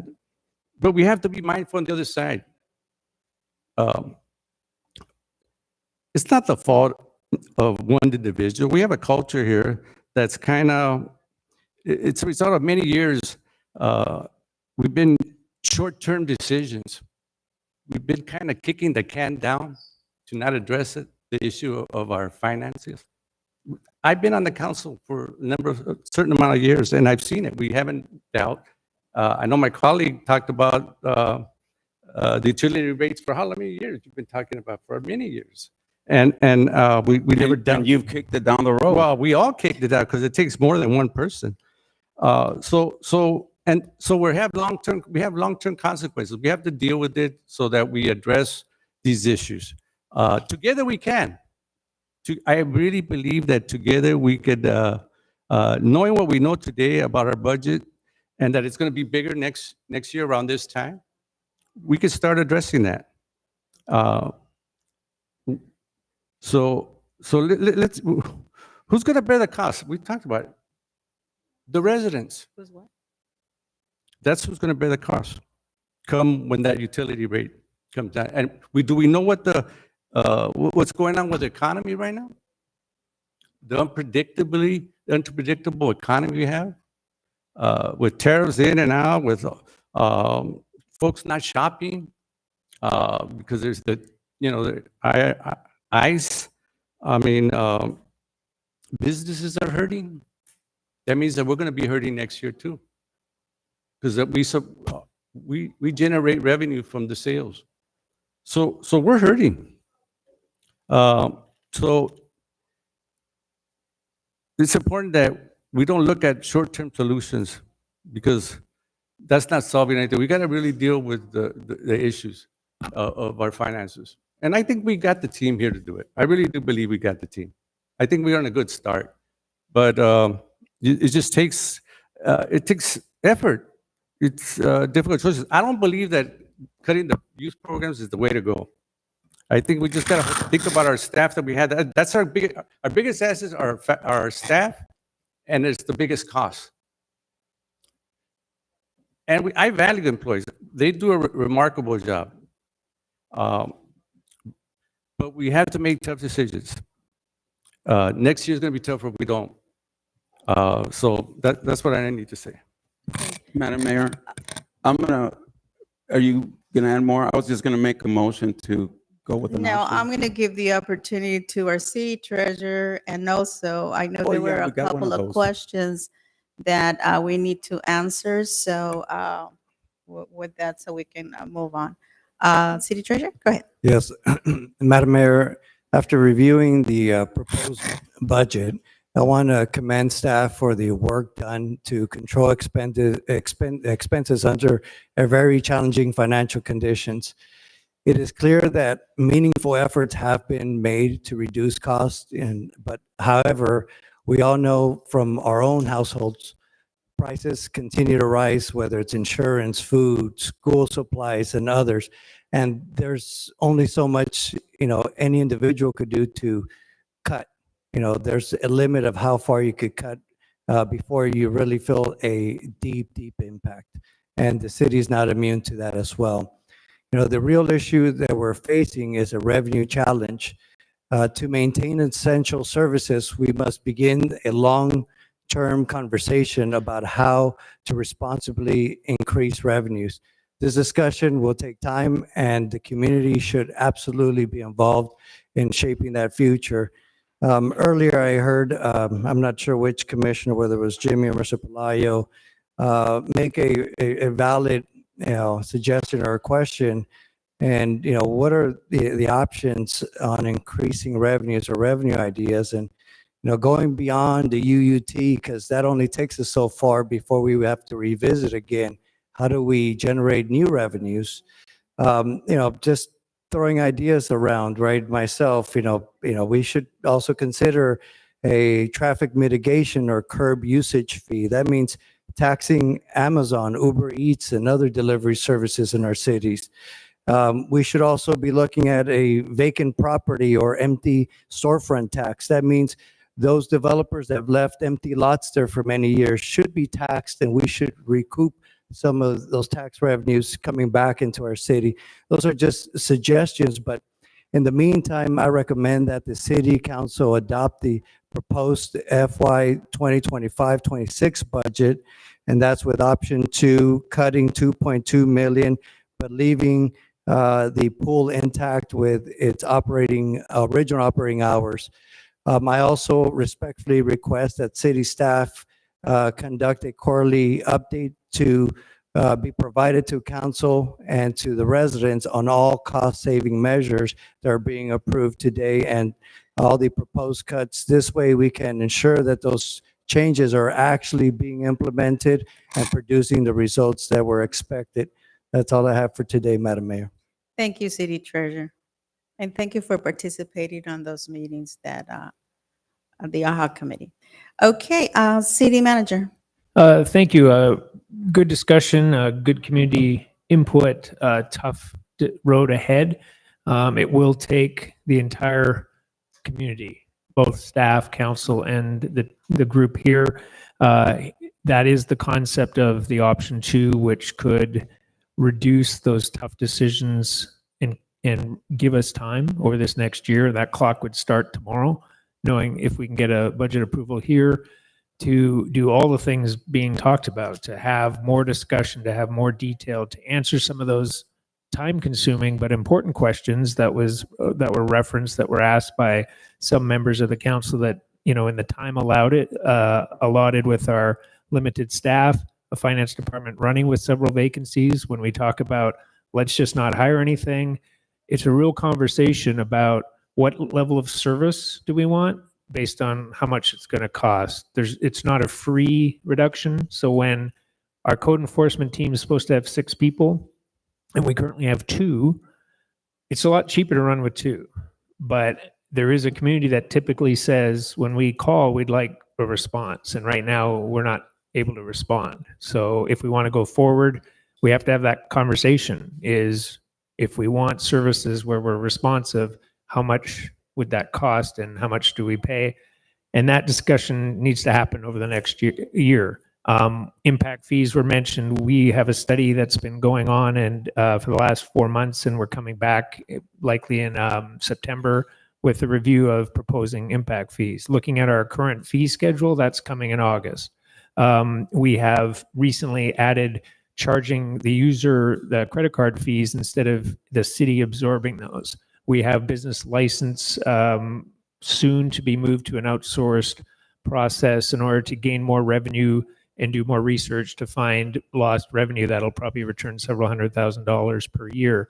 We are constantly looking for solutions. We're not sitting idle. There's work that's being done and will continue to be Can done. I have quiet up back there? So I want to Thank you. assure you that we're working hard. The staff is working hard. I want to commend the finance department for both Lewis, who came in the middle of things, and the team that we have. The amount of hours they put in, both regular and on the weekends, is intense to get to the level of detail we've gotten to. I appreciate that. And with that, I know we had a bunch of questions. I'll just hit a couple and kick a couple on to some staff without keeping us too long here. Again, a conversation that needs to go on for the next year. My door will be open. I'm willing to go through our budget in detail with members of the community that want that. As much as we have certain people that want to get in the details, I've been in other cities. We've had discussions. There's maybe 10 to 20 folks that want to go like every line in line. We'll do that. If we have a workshop that's broader, set up those. If we want to have a community meeting in different parts of the city, We'll do it. We'll do whatever it takes. It takes a team. We're transparent. The books are open. We get audits done. We've had reviews over the last 3 years of major departments in the city looking for best practices, finding efficiencies. And actually what happened in a number of those departments was the recommendation was to add staff. When we see the addition of staff that came in the past, in doing some research, those were recommendations saying the city's actually too short-staffed in some of our departments if you want to be safe and have best practices. So we can do another review, but again, we got to balance service levels, safety, response times with the cost, with the resources, and we can choose any level we want as a group, and we'll work with it. We're a flexible team, but I think the community, as they've mentioned, don't fill all the Parks and Rec vacancies, we'll freeze. Okay, well, we've had 4 people leave. We can't run the swim program on Fridays, or we can't keep a park open. Well, hold it, we don't want that. So that's a tough decision. I don't envy us having to work through that, but there's a lot of people that want all the services we currently have, and we got to talk about it. Just a freeze or a cut, like our option 1, that's a big decision. Let's have a dialogue. We're ready to have it. Open, contact me, my office. We'll set up times to talk about it if the community wants to do that. And one other item I wanted to just mention was, or get an answer to, was there was a mention of a horse brigade. I know there was something on Instagram on the police having some horses that they were on, and there was a discussion of, but I'll kick it over to our chief just to explain what that really is. Thank you, Rob. So I wish I would have mentioned it last time, because tonight it was mentioned twice on the mounted patrol, and it was mentioned prior. If you were to do a forensic audit of the general fund of the police department, there's no line item for horses. The reason why is because the Police Officers Association floated the idea of having a mounted patrol unit with the horses owned by the police officers, the trailers owned by the police officers, housed by the police officers at their residences, insurance and everything else associated with that program paid by the police officers. So no taxpayers' dollars is used for that. We have yet to actually implement the program, but there's no cost during the design of this program. It's simply just a collateral duty for a police officer. It's not actually not an assignment. So it would be an occasion where a police officer would bring them out during special events, like maybe the Christmas parade or during our national night out or something like that. But I can assure you that 2 horses probably wouldn't be the cause of a deficit to this degree. But to answer your question, no public funds are being used for the mounted unit. I hope that answers your question. Thank you, Chief. Do we have And any? if there's anything else we wanted to highlight, I also wanted to bring back, we've had some discussion about those outside public-facing impacts, such as the swim stadium and others. We have that slide available to refresh as you're making your sort of final focus decisions. I think it sounded like you may want to revisit that and opine on any adjustments you may want to make. This again would be the option 2. We have the vast majority of the cuts are all internal. We're doing that without laying any current staff off. It's freezing 17 internal positions, trying to reduce the impact of the community from those reductions, but these are front-facing. So as you're having your discussion, we'll just keep it up there. You give us direction of where you want to go. I have a question regarding the Azalea Festival. In the last past years, I've been seeing less and less participation. Now, the car show, that is the one that the Tweety Mile puts together, correct? I'll defer to Steve on the Okay, specifics there. so let me ask you questions. We as a city, on the car show, what is it that we provide to them? Is it the police? We provide some police services. We provide the showmobile staffing for the event and overtime fees across the board. Use of the golf course the whole day. There's a variety of different things. We meet with them on a regular basis to get this moving forward. So there's staff time involved in that too. So Okay. My Do you think that, I don't know, maybe you are going to have to take it back to them. Maybe they can pay for the event in order for them to keep the event? Or, I mean, because that's the only way that I will support the car show. The carnival and the rest, I mean, I think we can do without. But if the Tweety Mile, because they also do the fair, if they have funding for the car show, maybe they can pay for all the expenses that the $30,000. I don't know if that's the amount That is not all car that's show. not all. No, that's the whole across the board for it. That's across the board. I can tell you in the last few years that the car show has not made a significant amount of profit to pay for that.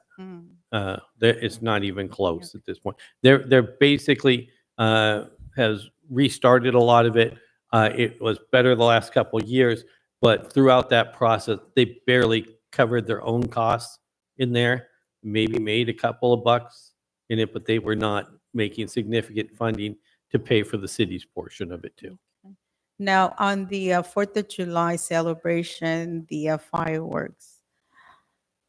The carnival, again, I don't think we need the carnival, but I mean, how much do we would pay for the fireworks? Actually, the carnival is the money maker on that side of life. Oh, The carnival for both the Azalea Festival and the 4th of July. For the Azalea Festival, we bring in about $15,000 to $18,000 a year. For the carnival, for the Azalea Festival, for the 4th of July, we bring in about $18,000 for the carnival itself. Though that number is contingent on the fireworks show. The other 3 days of the carnival are at best break even or anything there. They lose some money on it. Their funding is really that day when we bring in 22,000 people. They make all of their profit for the most part on the 4th of July. As all the council members have been there, they know that the crowd is huge on that day, and that's where the funding comes in for the carnival. So if you cut out the fireworks show, the profit from the carnival side would not be there. Steve, just for clarification, the fireworks and the carnival, the 40,000, does that include the profit coming in, or would that? No, those 18 are only expenses. So the 18,000 would be like, so we're net 22,000 in expenses? The 18 is for the Azalea Festival. The 4th of July celebration is the 15,000. That's how much we generate from? We generate that from the carnival side of it. So about 15,000. So it would cost us around 25 to do. Exactly. Councilmember, just to add, on these costs, these are our best estimates, primarily Parks and Rec costs. I know that there are other departments, including Public Works and the Police Department, that do contribute to the setup and success of these events that are not factored in here. That I don't have a tangible dollar, which is why I didn't include it, but that would require deeper analysis. But I do want to just note all of these costs are really looking really mostly in one department. There are ancillary costs of staff time primarily that go into these things that are not accounted for in these numbers. Okay, so it can be bigger. so on the swimming stadium, just one day, 60,000? Yeah. That's one day Yeah, per but week, so it's for- 52 weeks a year. And staffing, a swim stadium takes significant staffing to match crowds. It's not a consistent. If you're going to bring in 300 people, you need X amount of guards there. And so the estimate from the staffing was $60,000 across the board just for Fridays. Can we use any other fundings for this, just for the swimming stadium in order for us to keep it? That I can't answer. There's available funding somewhere, maybe, but we don't have it as a Parks and Recreation Department. I mean, Well- council can direct staff if you do want something, sorry, millions of dollars is a different thing, but within sort of the realm of some of the things on this list, if you told us you want to maintain it or some portion of it, we will, I can get a feel that we could find other places for it and do without, within limits, but without, having to delay the whole process. But, if you give us the guidance, we'll find a way. Yeah, how about UWS? I mean, just to cover this. Well, we have a UWS fund of $120,000 per year as part of the trash contract where they contribute to community events. However, we are spreading that already. When everybody's excited to go to Winter Wonderland and they see snow and they see, the stage and the bands, it's already getting charged against those funds and to other events as well. So we could, if we shift that money, we cause another problem. So I hear you. Yeah. I was going to recommend that. The Zeglia Festival is far down the road. The 4th of July celebration is far down the road. The free play, this would be for next summer. I'm taking it, right? Steve, yes? It's currently in process, just as the But pool this was. number, is it for next year? Is That what you're would be cutting? the savings for this fiscal year. Got you. Okay, so what I would recommend is that we go ahead with option 2.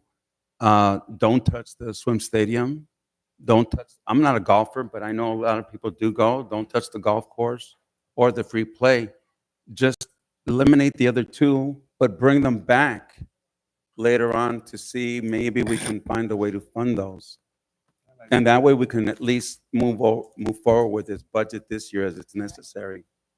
I'll again just defer to Steve, but one interesting quirk with fireworks on the 4th of July is there's only a very small, maybe one main firm and smaller group that do fireworks. And because, they only staff for the regular part of the year, 4th of July, surprisingly, everybody wants fireworks. So the demand on that one day is extreme. We have we have a slot on the 4th of July. So the one nervousness of us telling them now to cut it, they'll immediately fill it with the 20 cities on the list to try to add. And if we come back later, Steve would have to tell us if we'd get back in or not. That's just one caveat to that. It doesn't mean it can't happen. How much notice do we have to tell them? In other words, so right now we're like on a list, right, to get it. How long can we wait before we give them an answer? At this point, probably we have to have a signed contract by about November of this year. Okay, so we at least buy some time till then. Okay. So I'm gonna that's my motion. And look, we get a lot of material and I read every single page. I didn't have to meet with staff, but I did. These are all my notes that I've taken dealing with the budget. Every single time we get a budget. And in it, I'm talking about the streetlight landscaping fund, the building permits, the refuse collection. I'm talking about the credit card fees. Oh, and by the way, these are the notes from 2020. I have that much for every single year because I read all the material before we come in here. And so I meet with staff, I meet with people in the community to try to get a sense of what people want. And what people want more services, not less. And so we need to find a revenue source. So at this point, I want to make a motion for the second option, the one that has less of an impact, but that we keep the swim stadium intact, the golf course intact, and the free play intact. And then we come back hopefully by November with some ideas for the other 2.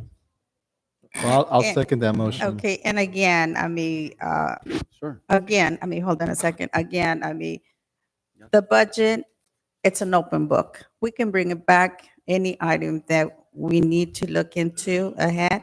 So we can adopt it today and we can bring it back whenever we need to. And I think our city treasurer mentioned that, how often did you say? Quarterly. Quarterly. So I have a motion and a second, but I do have a councilwoman that has a question. Go ahead, Councilwoman.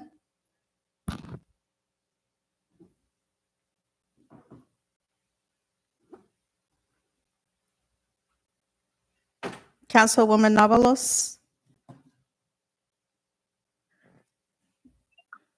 Thank you, Madam Mayor. Yes, my question is for our city manager.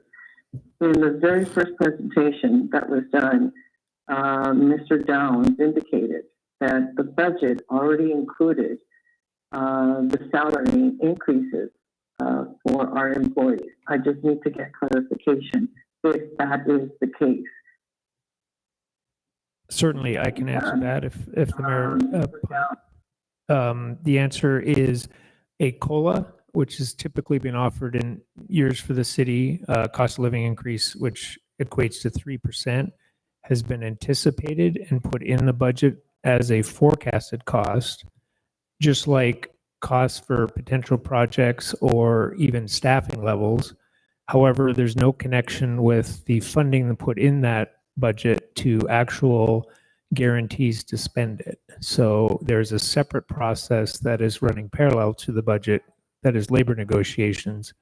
And that number will be determined based on negotiations with the unions and the council.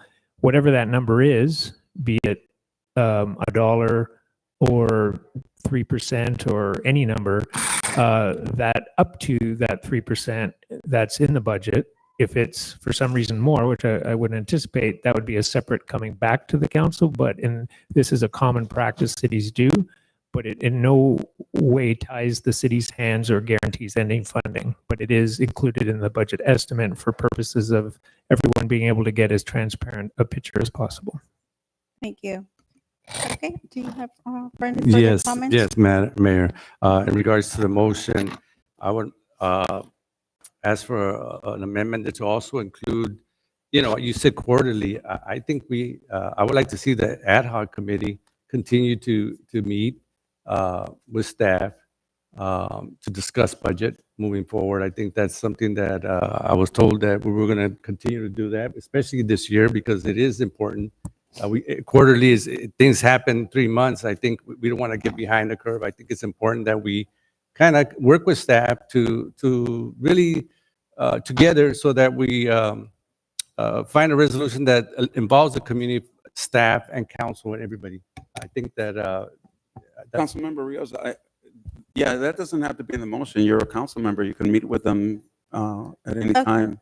Let's do that. Let's do this. No problem. Let's do this. I mean, before you bring the quarterly, we'll have the a report back to the council quarterly. But before that, you can meet with the IHOC committee and the city treasurer. So so you can guys go through the budget. So in that report, you can just bring us back a report of how it's going. So that will be part of this motion. But again, I mean, it doesn't have to be in a sort of a motion that can continue happening. But this is what I would like to see. Yeah, and Madam Mayor, if I can just add to that, I want to just I think there's a misconception out there that the only way we get to hear the information is if we create an ad hoc committee to listen to it. Whenever I have a question, I contact my finance director and I go sit with them and I meet with them. If I have a question with my public works director, I go sit with them and meet with them. If I have a question with my community development department about projects coming into our city, I go sit and meet with them with Rob as part of it. And if I have questions that I need asked, I make sure that I give them to Rob and they're being addressed. So I want to make sure the public's aware that just because there's an ad hoc meeting that Councilwoman Pilar Avalos and Al Rios are part of, doesn't mean that the other council members are not having these discussions on a weekly basis as part of our weekly meetings or whenever we have a question that comes up. So I just want to make that point. Can I respond to that? our wiki standing meeting with the Rob is, there's a lot of other issues that we discuss in that hour. But this is just to continue the importance of the budget. I mean, and look, remember, we didn't get our answers questions. The committee asked a number of questions. We still didn't get responses. So we still, I mean, that's, and so, I mean, that's why I'm suggesting that. It's not because I'm just making it up. Well, you guys answered all my questions. Okay, I mean, let's continue with our budget. There was a motion and a second, and this IHOC will continue. And again, whenever I need any questions, we get the same information. But again, So is it in there or is it not? That's what I want to know. You don't need it, but okay, if it makes you happy, let's go ahead and leave it on there so you guys can meet with them. Al, excuse, I just finished saying that this is You- going to yeah, continue. okay, yeah. Thank you, Mayor. Yes. Okay. So with that, let's Roll call. roll call, please. Madam Mayor, just a reminder that this was a joint meeting. Yes, Southgate City thank you for that reminder. Southgate Housing Authority successor agency to Community Development Commission of the City of Southgate. Council agency member Avalos. Avalos?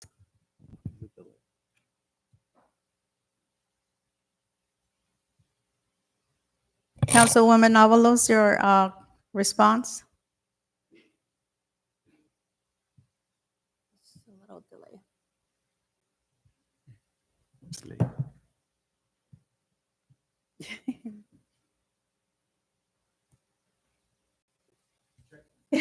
Technical difficulties.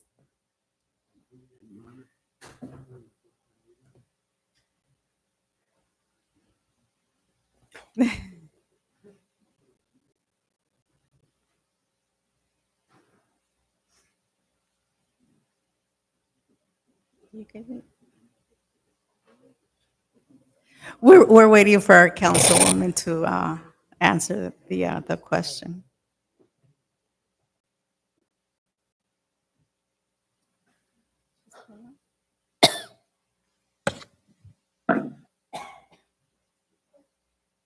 Councilwoman Avalos? Pilar? I will pass, Madam Mayor, if you don't mind. Give me a minute here. Okay. She said no. I heard pass. I heard pass. Did you say pass? Can you come back to me, if you don't mind? Yes. Council agency member Hurtado. Yes. Council agency member Rios. I'm sorry, speaker. Yes. See. Yes, I said Council pass. agency member, I'm sorry. Vice Mayor Chairperson Barron. Yes. Mayor Chairperson Davila. Yes. Council agency member Avalos.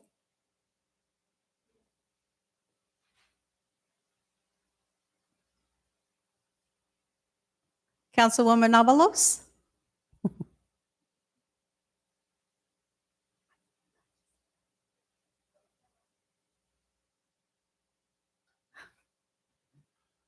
Huh? Your answer? If somebody could just give me a thumbs up because I cannot hear you. We can hear you. Go ahead.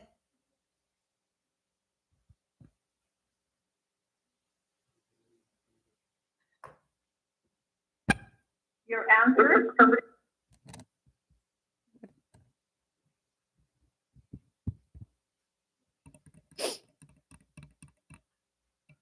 At this point, I'm gonna have to say no until all of my answers are That's what I thought I fulfilled heard. She said no. from all of the questions that I asked during the ad hoc committee. Okay, with all due thank you. respect. Thank you, Madam Mayor. So motion passes into the aquatic. You don't have to worry about anything. The pool will be open. You can clap now.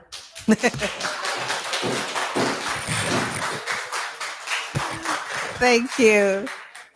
Thank you. And with that, we'll go continue the meeting to non-agenda items. Oh, you can go if you, Unless you're Yeah, you good can to go. share. Good night. Let's take a 5-minute break. Let's take a 5-minute break. How's that?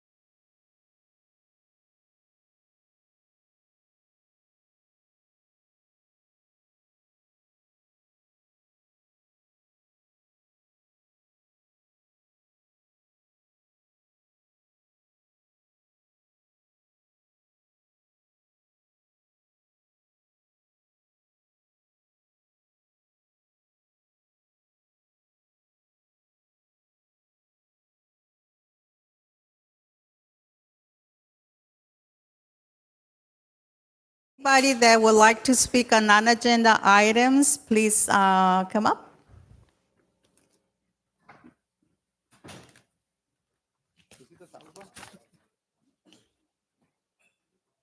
Go right ahead. Can I get council up?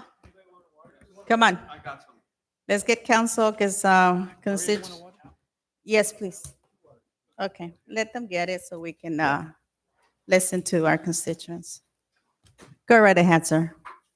Nelson Hermosillo, 10135 Dorothy. Mr. Rios, thank you for your concise comments on the budget, staying on topic. Guys, it's not an election year. Get off the soapbox. Come on, be respectful of our time. Like, stick to the topics. Like, it's late. We want to get to the stuff, please. Unfortunately, I wasn't unable to attend the previous meeting regarding the CDBG funds. Mr. Cervantes, first of all, I praise your department. I've always had great interactions. You're all continually doing more with less, year after year after year. One of the things that was brought up at the last meeting is moving some funds around from the CDBG funds and potentially the streets taking a hit to supply food for our immigrant community that can't go out. While it's a great gesture, I agree with it. It's purely symbolic. We're broke. It's not something we can afford. Let's fix our streets. I mean, Mr. Rios, I welcome to take a wheelchair and roll around Dorothy, Michigan, all those streets around there. There's a lot of sidewalks that are broken. Our elderly are suffering. They're having to ride through the street to avoid those sidewalks. So if we cannot siphon those funds for other purposes, stick to the topic. And on that same funds, the Trump administration is being, I don't even know the word to describe it. If they find out that we're using funds for something that they're against, they will not hesitate to pull us back. I'm intimately familiar with how the federal government works. And if he finds that out, and Stephen Miller, if he finds that out, he's going to come in and take all our federal funds, not just CDBG. He's going to take the Homeland Security funds from the PD, and then we're royally screwed. So be cognizant of, taking actions with respect to federal funds. I want them to stay in the city and use them for the appropriate, the appropriate, what they're meant for. With respect to the employees, Mr. Hurtado, you're absolutely right. I think our employees are underpaid. They're severely underpaid, which is why they're leaving to other cities. A way I think we can correct that, and some of the directors are going to disagree, is you see vacancies with employees, you don't see any vacancies with directors. Why? Because they're some of the highest paid. And by all means, you guys are very well worth your positions, but moving forward, we're Southgate, we're not Newport Beach. Maybe as some of our directors retire or leave to other cities, maybe bring down the salary a little bit and move those funds to our field level employees so we can retain them and bring in more talent to the city. It's just an option to kind of balance out our budget and keep our city going. Thank you. Thank you. And on that note regarding the funding, we know that we cannot use federal funds for anything that has to do with. But it was suggested at the It CDBG. was, but we need to be very careful with that. Even insinuating that that's going to be the case is going to put a target at our city. Appreciate that. Thank you. Next. Good evening, Francisco Gallegos, Otis. Now, you guys, I'm going to talk about fireworks, right? So we made it through another 4th of July. It was a little bit less fireworks, like Jose said, but not enough in my street. I want to focus on the things that I did see, and I'm hoping that you guys will listen to me, that I make sense with this. So this 4th of July, a lot of things happened. A man in Pacoima blew himself up and blew his house up and the house of his neighbors around him. And then all the block had to be evacuated for the bomb squad. So everybody there was homeless for a while. Okay, I think it was in Buena Park, a 8-year-old little girl died because she was standing next to a pile of illegal fireworks. Okay, who was, it wasn't a pyrotechnic specialist that was handling these fireworks, obviously. It was probably some drunken fool. She didn't know that she was gonna die. You know, it was a 13-year-old boy was arrested because he started a fire up in the mountains. I think it was in Laguna Beach. Had they not caught him, that would have been another Palisades. These are all things that happen. And then in Southgate, we all know what happened, right? We've confiscated 25 tons of illegal fireworks from here in Southgate. Now, this is what I've been telling you guys that I've been seeing. I've lived here for 50 years. Now, if it wasn't for that person that tipped and got these people, hopefully they're arrested. I don't know what the fine for that is, or jail. I don't know. But 25 tons of fireworks in a house, you know, that would have done some damage around us. Now, let me tell you, this is what I see. It's like ordering pizza. If we have fireworks, if we allow fireworks here in Southgate, this is where these groups are going to sell their items because it's allowed here. All my neighbors, they don't know the difference between sane and illegal. It doesn't matter to them. It's all the same. I had to call the police 2 times because of very dangerous activities they were doing with fireworks. The person that was handling the calls that day was clearly overwhelmed, and she was very upset and rude. I understand her. I would like to ask the chief of police how many residents of Southgate called about that kind of thing, how many citations were giving out. It just really doesn't make any sense to have this. You need to make fireworks legal, please. I'm going to continue to advocate for this because it's very important. And I want to know from you guys where you stand. Are you for our safety Your time is up. or not? Thank you. Your time is up.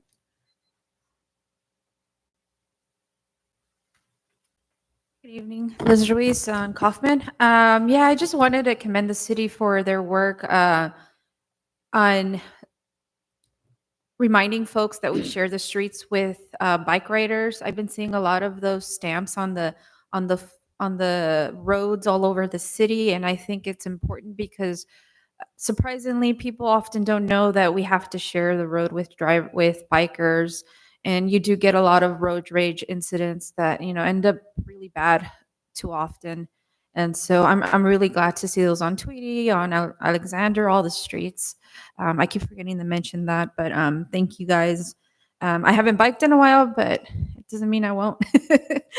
And the other thing I kept forgetting to ask was about the hazard mitigation plan. I remember having seen a survey about it, and I don't know if I missed the presentation on it, but I do see that there was a resolution on November. I don't know if that was the most recent action taken or if I missed the presentation on it, but if you won't mind answering that. And also the trees. I know Al Rios mentioned that there have been a lot of trees getting cut, and as much as it hurts me too, I do want to say that the couple that I have seen cut around me did look pretty bad. Once you cut them, you can see all the termite damage in the inside. So I'm really glad that at least some of the ones I've seen are like that. I don't know what kind of survey has been done, if it's been done when they've been doing the tree trimming, but that would be interesting to know. And if there's any suggestions, I know that there's a few I've seen that haven't gone green by now, so I'm pretty sure they're probably dead. I don't know if there's somebody to report those to that might help before they fall, because I know we have trees that don't necessarily aren't green all year, but by now there's a few that should have already probably had a few leaves.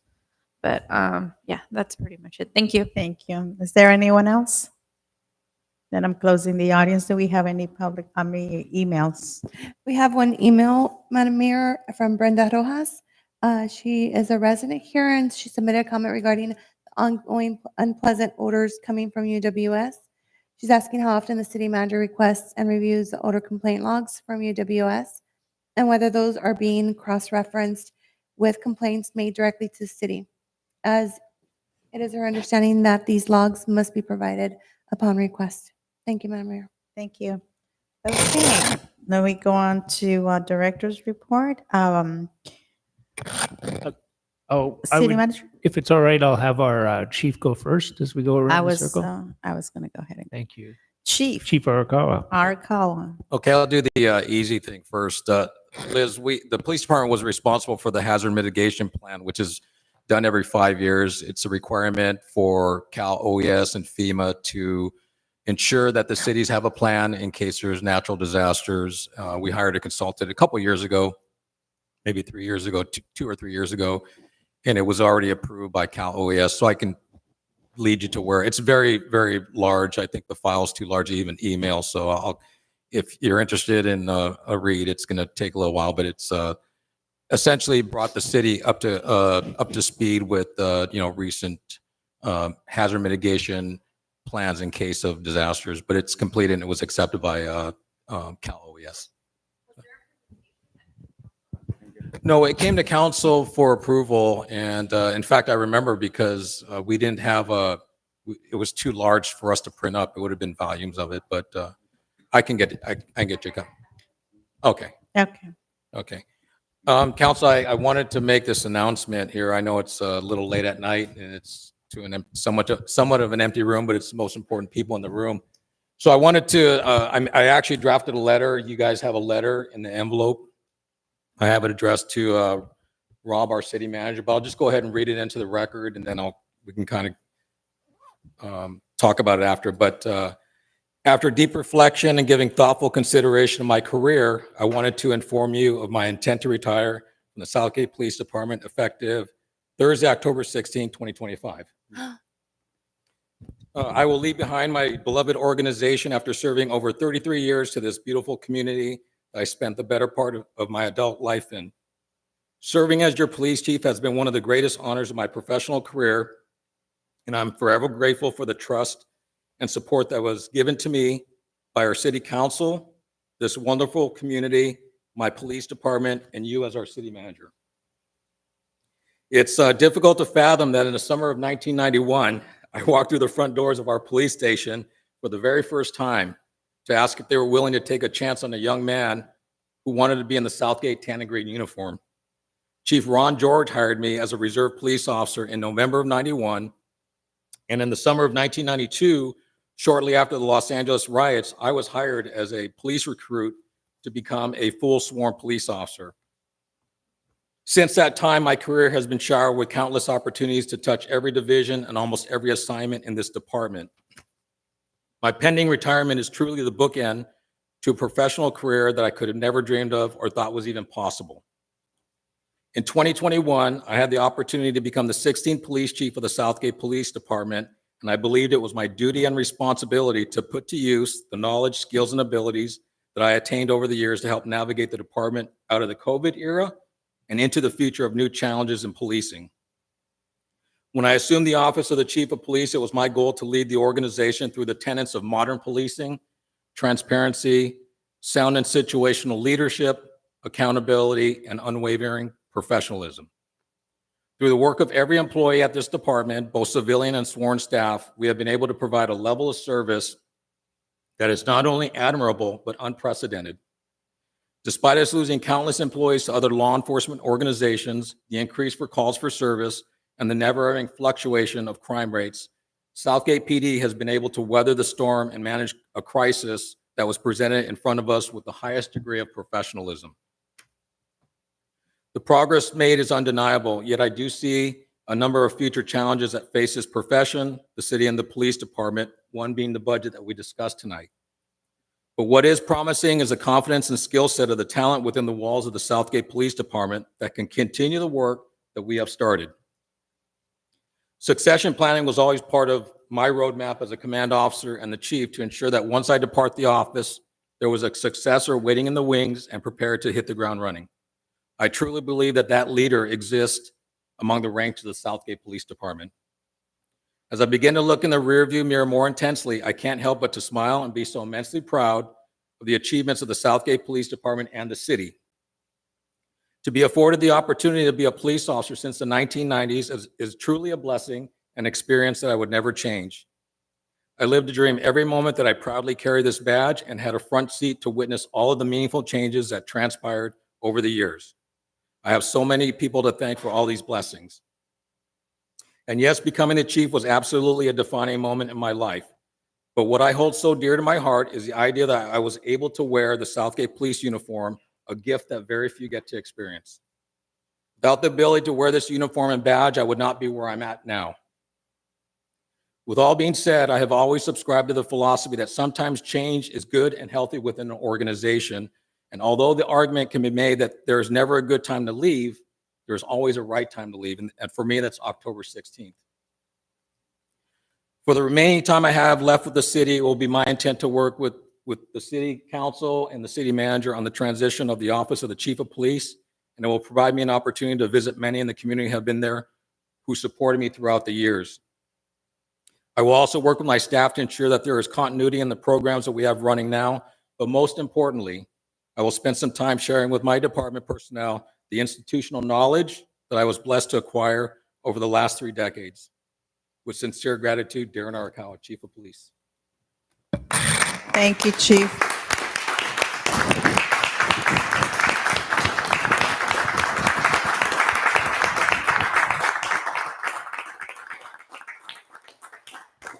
I didn't think it was that difficult. It was going to be that difficult to get through, but I think I owe it to you as a council and the department heads and the community to know exactly where I feel. So I have less than 3 months here that I will be working with the city manager and making sure that things just run smoothly, because at this point, it's not about me anymore. It's about the future of this organization. I always said that the organization is bigger than one person.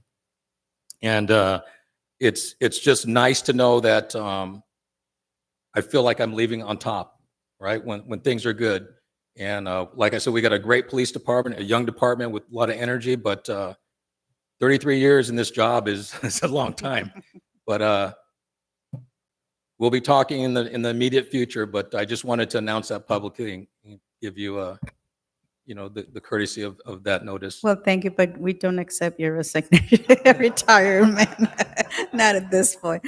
No, Darren, Chief, with all respect, I want to thank you. And I'll leave some of my words when retirement comes. But I think that you have been so much, the importance that you have brought to this department and the professionalism that you have, but most important of all, what you have been giving to the community, it's overwhelming. 33 years, it's not easy to say, and it's a lifetime. It's a lifetime, and we cannot appreciate enough the work, but most importantly, the love that you have been giving this community. As hard it is you leaving the police department, your family, the men and women in tan. That's the hard part. That is the hard part. But you know that here at the city of Southgate, your family will always be your family, and you know that. As council, we appreciate everything that you have done, because your professionalism, everything that you have gone through and you have brought back to our community to benefit the department. It's just, we just can't thank you. And I want to take this opportunity to thank you personally for the great job that you have done. My hat goes off to you, because you have done an amazing job. And all the chiefs that have gone through the city of Southgate, I applaud you. You've been one of the best. Thank you. Madam Mayor, Yes. Go ahead. you said 1991, and you were baptized 1992 with the riots. Yep. What a way to start, huh? Yeah. And what this department has done throughout the years, it's always improving, which is amazing. Why? Because of technology, new methods of de-escalating certain things, and the things that you've encountered as an officer, and the different levels all the way to chief of police. You've experienced a lot of that stuff, right? The riots. We had the 9/11. We had the defund movement that was going on. What did we have also? Well, COVID, but I'm trying to go chronologically, right? But the Occupy, remember that Occupy movement? And we had some people coming out here, Occupy Southgate and all this. And this department, survived all of that. And of course, the years of corruption where they were trying to get you guys to change the color of your uniforms and all the things that you guys have done. And this city still loves our police department. And so on behalf of my family, my wife, myself, we feel safe because of the work that you guys all do. So for that, I'm grateful. But more importantly, for the friendship that you and I have had throughout the years. And, I'll never forget you. Except I'll take you to a Giant game and get you a Giant cap, okay? I don't know about that, but thank you so much for everything you've done for me, my family, and this community. Thank you again.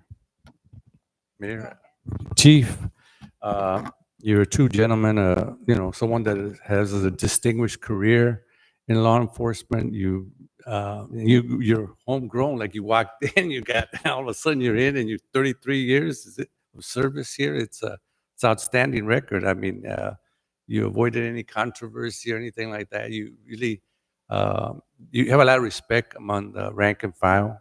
I noticed that. Hey, they respect you as a leader. We respect you as a leader. We won't forget that. You'll always be an honorary member of the city. I mean, because of your dedication and contribution to the city and maintaining public safety for us. Really, thank you. Thank you. Okay. Go ahead. Thank you, Madam Mayor. Chief, I just want to really thank you for everything that you've done for our community. I've been raised here all my life, and to think that you started working when I was 10 years old at our police department, and what I've seen in these last few years, and you were appointed or hired as our police chief. And by the way, that was one of the proudest things that I've ever been able to be part of, was be part of the interview panel as a resident to interview the three different candidates that we had for chief. And I remember how amazing you did, and how everybody in that room said, yeah, well, I don't know why we're looking anywhere else. We have the right guy right in front of us, and he's been here all this time.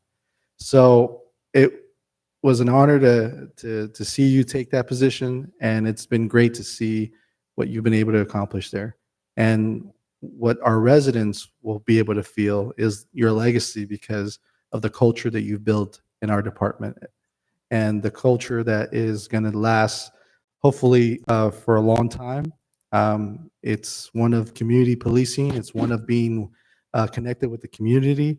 It's being out there and, just ensuring that our community knows that this is a community made up of partners, and the police is going to be our biggest partner in this community. And that's something that you've created in our city. You should be proud. There's no doubt that, when they picked the president of the Chief Association, when I saw your name was put up there, I was like, yeah, of course, right? And, for your family, I know you have a son, for your family, I hope that your retirement is with peace and with a lot of enjoyment. Just know that, Southgate will always love you, Chief. Okay. All right. Councilwoman Avalos, are you still up? We'll come back to her if she wants to say something. Okay, with that, Yes, I'm still here, Madam Mayor. Oh, there you go. I will have to apologize. There's a lag in time, so just because of being on the phone. Wow, Chief, you almost gave me a heart attack. I'm saddened to hear that you're leaving us so soon. Can we make it December of next 4 years? I'm sorry to hear that you are retiring. but I know that in life, we have to sometimes make tough decisions. And I hope that you're able to make those decisions knowing that you led the city of Southgate through a lot of its turbulent times, which was COVID, and then the defunding, and unfortunately now we're going through a deficit. But I know that you did right by the city in leading the city through a lot of problems and issues that have arisen. But I sincerely wish you and your family peace, love, and good health. Because I know, unfortunately, when we're working, we're always on the go. But when we have that downtime, is that our bodies sometimes will shut down on us, but hopefully yours will not. And enjoy retirement, because it is a blessing to be able to have worked in an organization, in one organization for 33 years. So share it with your child, because I know that he will reap the rewards. And, you are a model father, a model police officer, and definitely a model chief. Thank you. Thank you for your service. Thank you. Okay. Yes, Raul, I was just looking at you. I know you're looking at me. I It's know I such- was looking at you. I'm sure we'll have words on the actual Oh, night, yes. this last city council meeting, but I do briefly want to say it's such a bittersweet moment, right? It is a loss to the city of Southgate. But on the other hand, what a legacy. We all will retire someday. We will all be in the front porch of our house, sitting on that rocking chair, looking at a setting sun, and trying to figure out, what did we do with our life while He's we gonna were be in here? his patio in the back. Or his patio. And Chief, you have a lot to reflect upon. You've done a lot. Been probably the chief I worked with the closest, the one I spent more time in court with. We had a lot of trials that we put together, and your help was invaluable. City today is in much better hands because of you. For all the intangibles that people will never realize, the small little things that you've done as well as the big things, we owe you a debt of gratitude. So thank you. So with that, we'll go on to, do you want to say something? It's a very late time, and I know unless directors have anything, we all want to say congratulations to Darren, but I think we should do that. If it's all right, we can defer it to a later date because of us being at 10:25 p.m. here.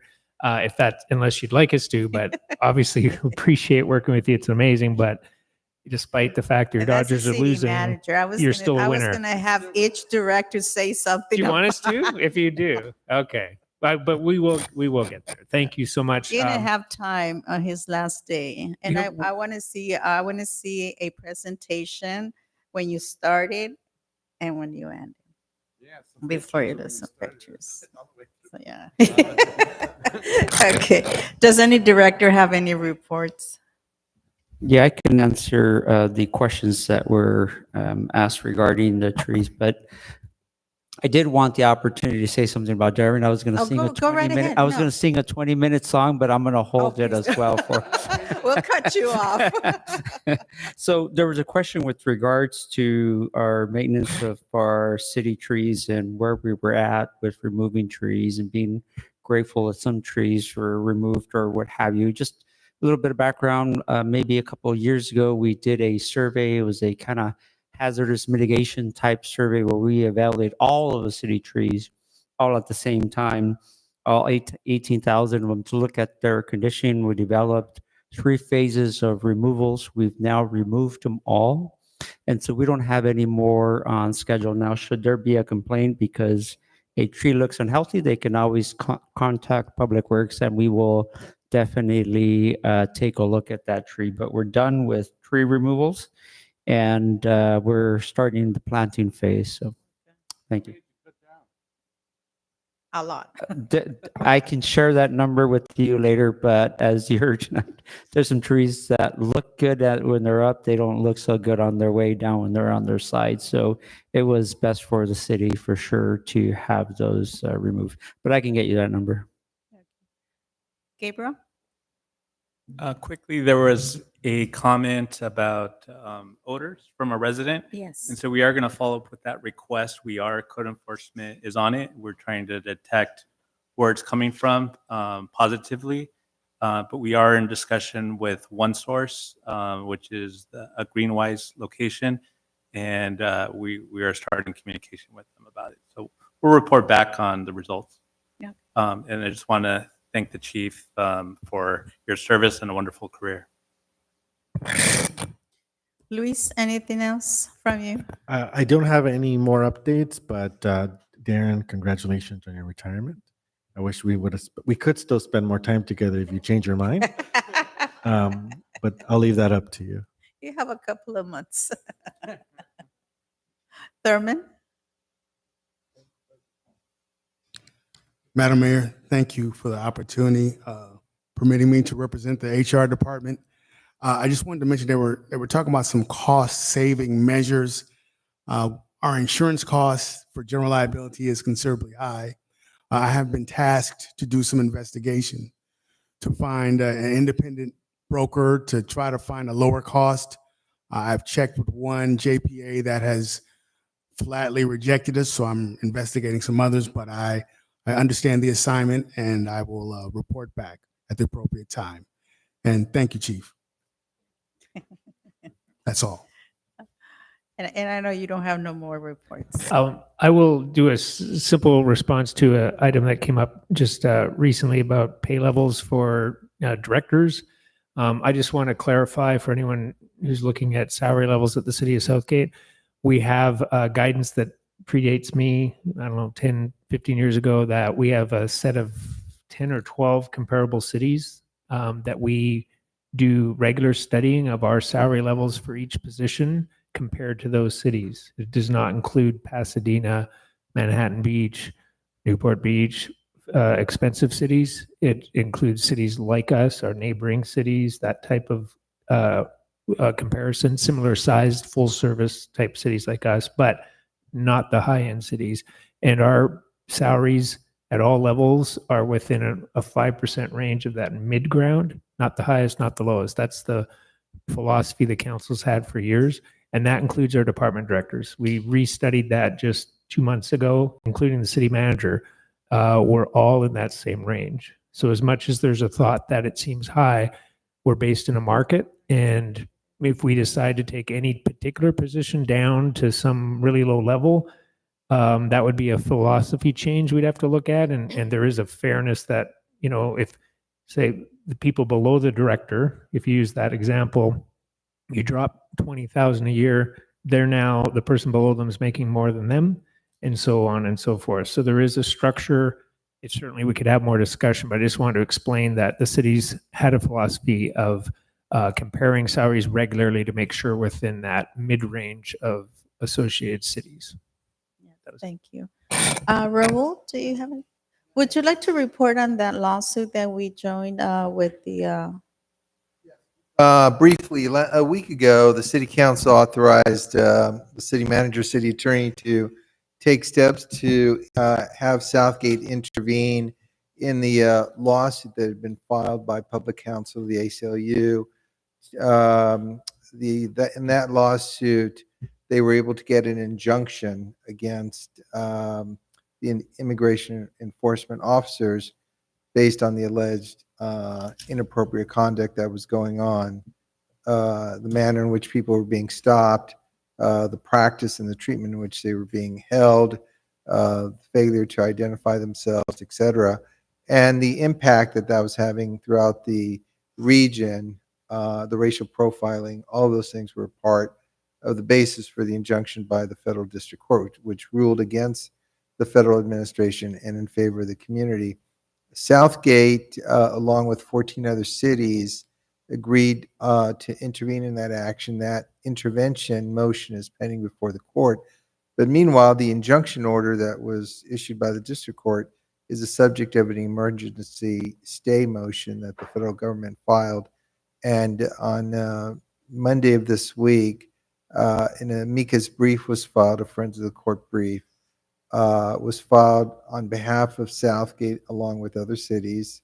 It's filed with the court in the Ninth Circuit, laying out the basis for why that injunction was properly issued by the district court.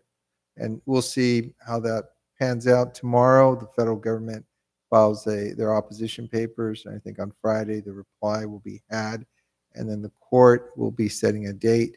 The order is going, the brief that was filed on behalf of Southgate will go on to the city website, and we'll put information there about details on how to listen to the court oral argument there.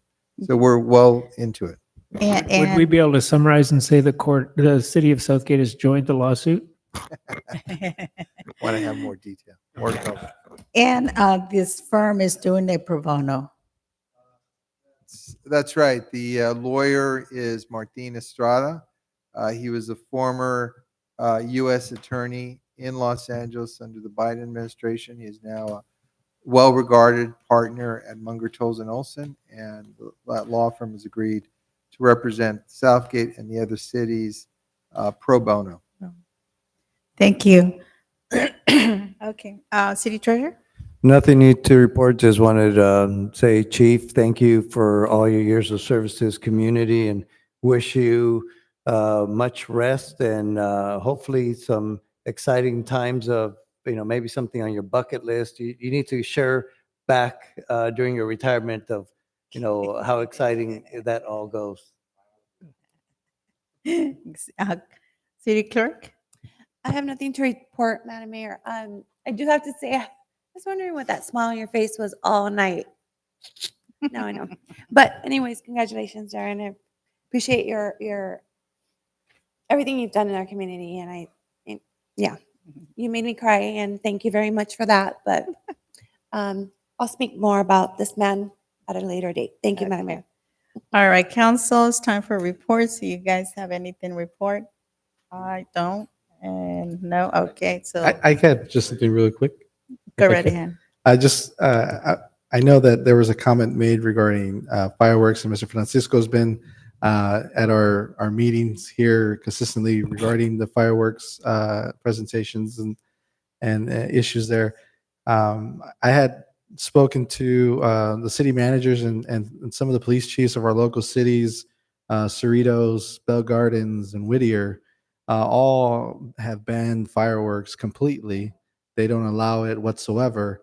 And they still have illegal fireworks happening in their communities constantly during that time. And enforcement is still very difficult because of the way it was explained to me is you almost have to catch them while they're lighting it to really do something. I know there was some use of drones done by the LA I think it was the LA Police Department, or it might have been LA Sheriffs. They were using drones to capture people doing illegal fireworks, and then are planning to send citations at the location. Right? They're not sure how that's going to hold up, but they were sending some officers to the locations and try to do stuff. So I think what we want to do is, if there's a way for us to just try to get tougher on that aspect, I think there's an opportunity there. If we need to increase the fines, I know we're at $1,000. If we just need to increase the fines to make it where maybe they get caught once and maybe they'll never do it again. We did get a lot of publicity regarding the seizure of the fireworks. Hopefully that deters some of the future people selling fireworks in our community. But we see people getting picked up to doing a lot of illegal things, and it doesn't stop them from doing illegal things. So, but if we can get tougher a little bit, it might help. The one thing I don't want to do is take away the sale of safe and sane fireworks, because so many of the nonprofits and the church groups in our community utilize those funds to be able to fund a lot of their activities for the year. It might be their only fundraiser for the year, and to punish them because residents or members of our community still wants to have illegal fireworks happening. I just don't see that as being a good solution there. So something that we definitely would like to just continue that conversation about. All right. Okay, but you know what? Councilwoman, do you have anything else to report?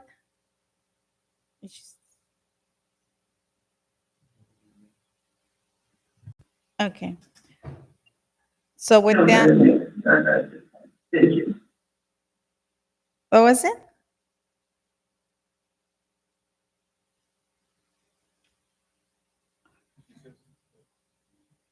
Okay. So with that, we'll go on I have to. nothing to report. Thank you. Okay, thank you. Okay, so with that, we'll go on to consent calendar. We have 2, 3, 4, 5, and 5, 6, and 7. And at this time, I'll open it to the audience. So I'm just going to connect this to item number 4, completion of the Holydale Community Park Improvement Project. I've been driving through it. Steve isn't here, but I've been driving by and it's looking really good. And, you know, I just wanted to thank the Parks Department and everybody who went to the Urban Orchard opening. It was wonderful. Such a beautiful park. It's such a great asset for our community. While I was there, somebody did come up to our mayor to ask about volunteer opportunities, and I did express that to Tina, and I'm planning to express it again at our next Parks Commission meeting.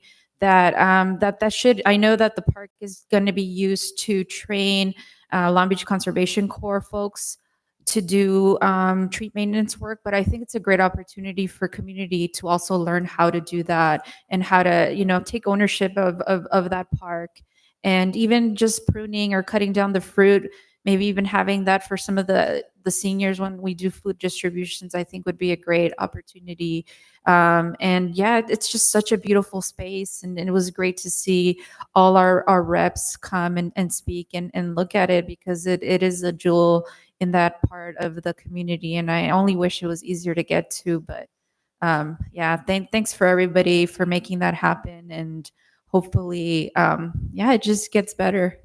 Thank you. Thank you. And just to let you know, I ate that avocado, first avocado that it was cut. Actually ate it today. Very ripe, very good. Okay. All right. Anyone else in the audience? Okay, I'm closing. Audience, do we have any emails? No emails, Madam Mayor. No emails. What's the wish of council? Um, Go ahead. Like to motion that we approve 2, 3, 4, 5, 6, 7. I'll second the motion. Roll call, please. Councilmember Hurtado, Yes, except for on items 4 and 5, I will be recusing myself as those properties are too close to my property.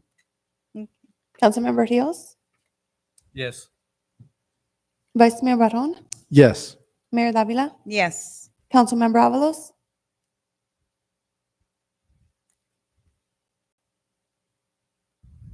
Councilmember Avalos, are you still with us? Madam Mayor, I'm going to say yes to all with the exception of number 5. I'm going to say Okay, no. great. Thank you. But I do want clarification from our city manager. This is exactly what did this detail as I was reading it. What project is it that HB is trying to bring into the city? If I can get that question answered. Thank you. We did not understood what you just said. What item were you talking about? 5. Item 5? Gabriel, did you think you caught that? You want to try to answer? Yeah, we're not Item number approving. 5? Item 5? Yes. Yes. Okay. Yeah, thank you, Councilmember Avalos. There is no approval for a project here. The process here is a customary process where we are approving the environmental consultant for a project that would come back to the Planning Commission and the council at a future time. So the city's process is when a project does require environmental review, that the consultant is actually managed by city staff according to our on-call list. And so this is only to be able to approve that contract with that consultant. So happy to answer any other questions you may have on this.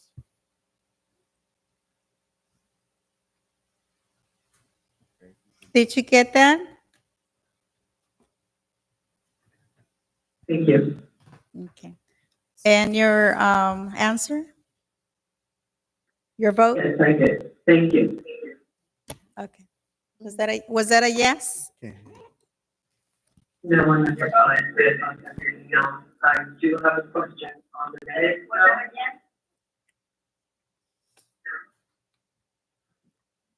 Was that yes on all items and no on number 5?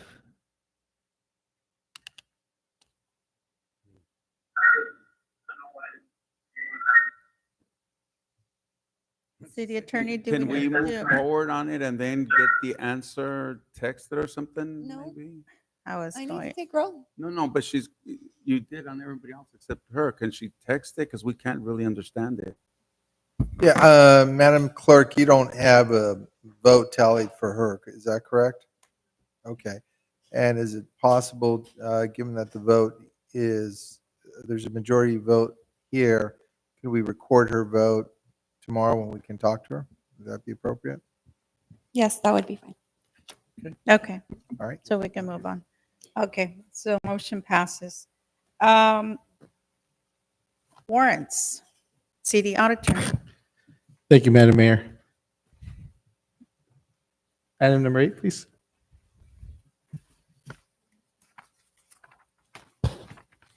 Item number 8, the city council will consider approving the warrant register for July 22nd, 2025. The grand total is $8,572,032.75. Cancellations are none. Thank you, Madam Mayor. Thank you, Madam Clerk. I'd like to go ahead and open up to any member here in the audience. Have any questions regarding the warrant register? Do you have a question? Go ahead, please. Hi, Nelson Hermosillo, 10135 Dorothy. I'll make it quick. Over the last couple warrant registers, I'm seeing late fees. So I'd like to have that addressed by the employees. Like there should be no reason to have late fees. And then also I'm seeing a lot of refreshments and food items on here. Before I pass judgment on them for future warrant registers, is it possible to make the PDF legal size so we can see the full description of what those items are? Thank you. Thank you. Any other comments? No? Any emails? No emails, Vice Mayor. Bring it back to council. What are your wishes? Motion to approve. Second, and again, if we're looking at every effort to make some of those purchases here locally, would be great. I know that sometimes we can't, but if we're making purchases outside of our city, I think we need to do what we can to bring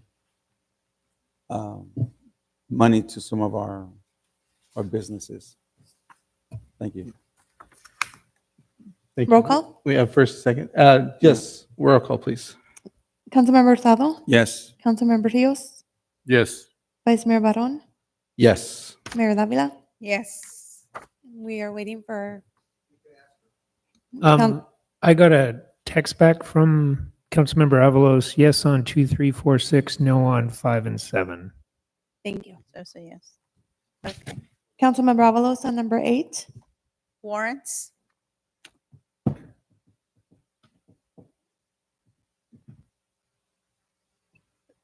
Yes, on the warrant register. Thank you. Okay, thank you. Thank And I you. did, Madam Mayor, if I could just respond to the, there has been many conversations that we've been having with our staff regarding some of these late fees that we've been seeing consistently coming up. And it really comes from, we have to address some of the contracts that we're signing up for on our billing cycles, right? The way our process works in our city, we get billed, it goes to that department then sends it over to our finance department, who then creates the warrant register. It has to come to the auditor to approve. Our mayor has to sign off on it. And that whole process is taking 45 days. So we're just naturally late for our payments. What I've asked staff to start looking at is if we can start making sure that those contracts are extended, making sure that our city is, this is our normal standard operating procedure for our city. if we should not be signing a 30-day contract, we should be looking to extend that to a longer period of time. So that way it gives us ample amount of time to make those payments appropriately. And I also wanted to touch on one large check or that we issued out for $5 million was our liability insurance that we just paid out in full. So that was one of the larger transactions because this was a pretty large warrant register of around $8.5 million. So I wanted to make sure that that was addressed as well. But thank you. Thank you. And so the motion passes.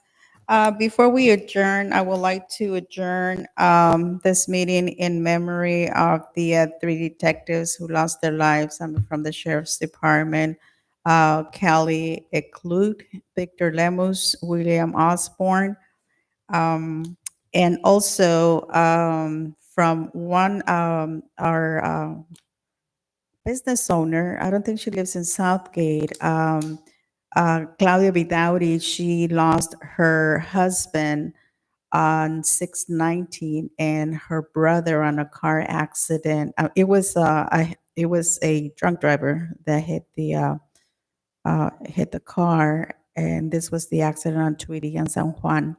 And 7/11 was the date that that she lost her brother. So with that, we can keep her in our prayers. She's very active with the Southgate Women's Club, and I know she's going through a lot because she just had the funeral service last week, and soon she's going to be having the one for her brother. Son? So it is a son. I thought it was a brother, so it was her son. Hermano. Yeah. Okay. Thank you. Okay. So with that, we are adjourned. Thank you, everyone. Good night.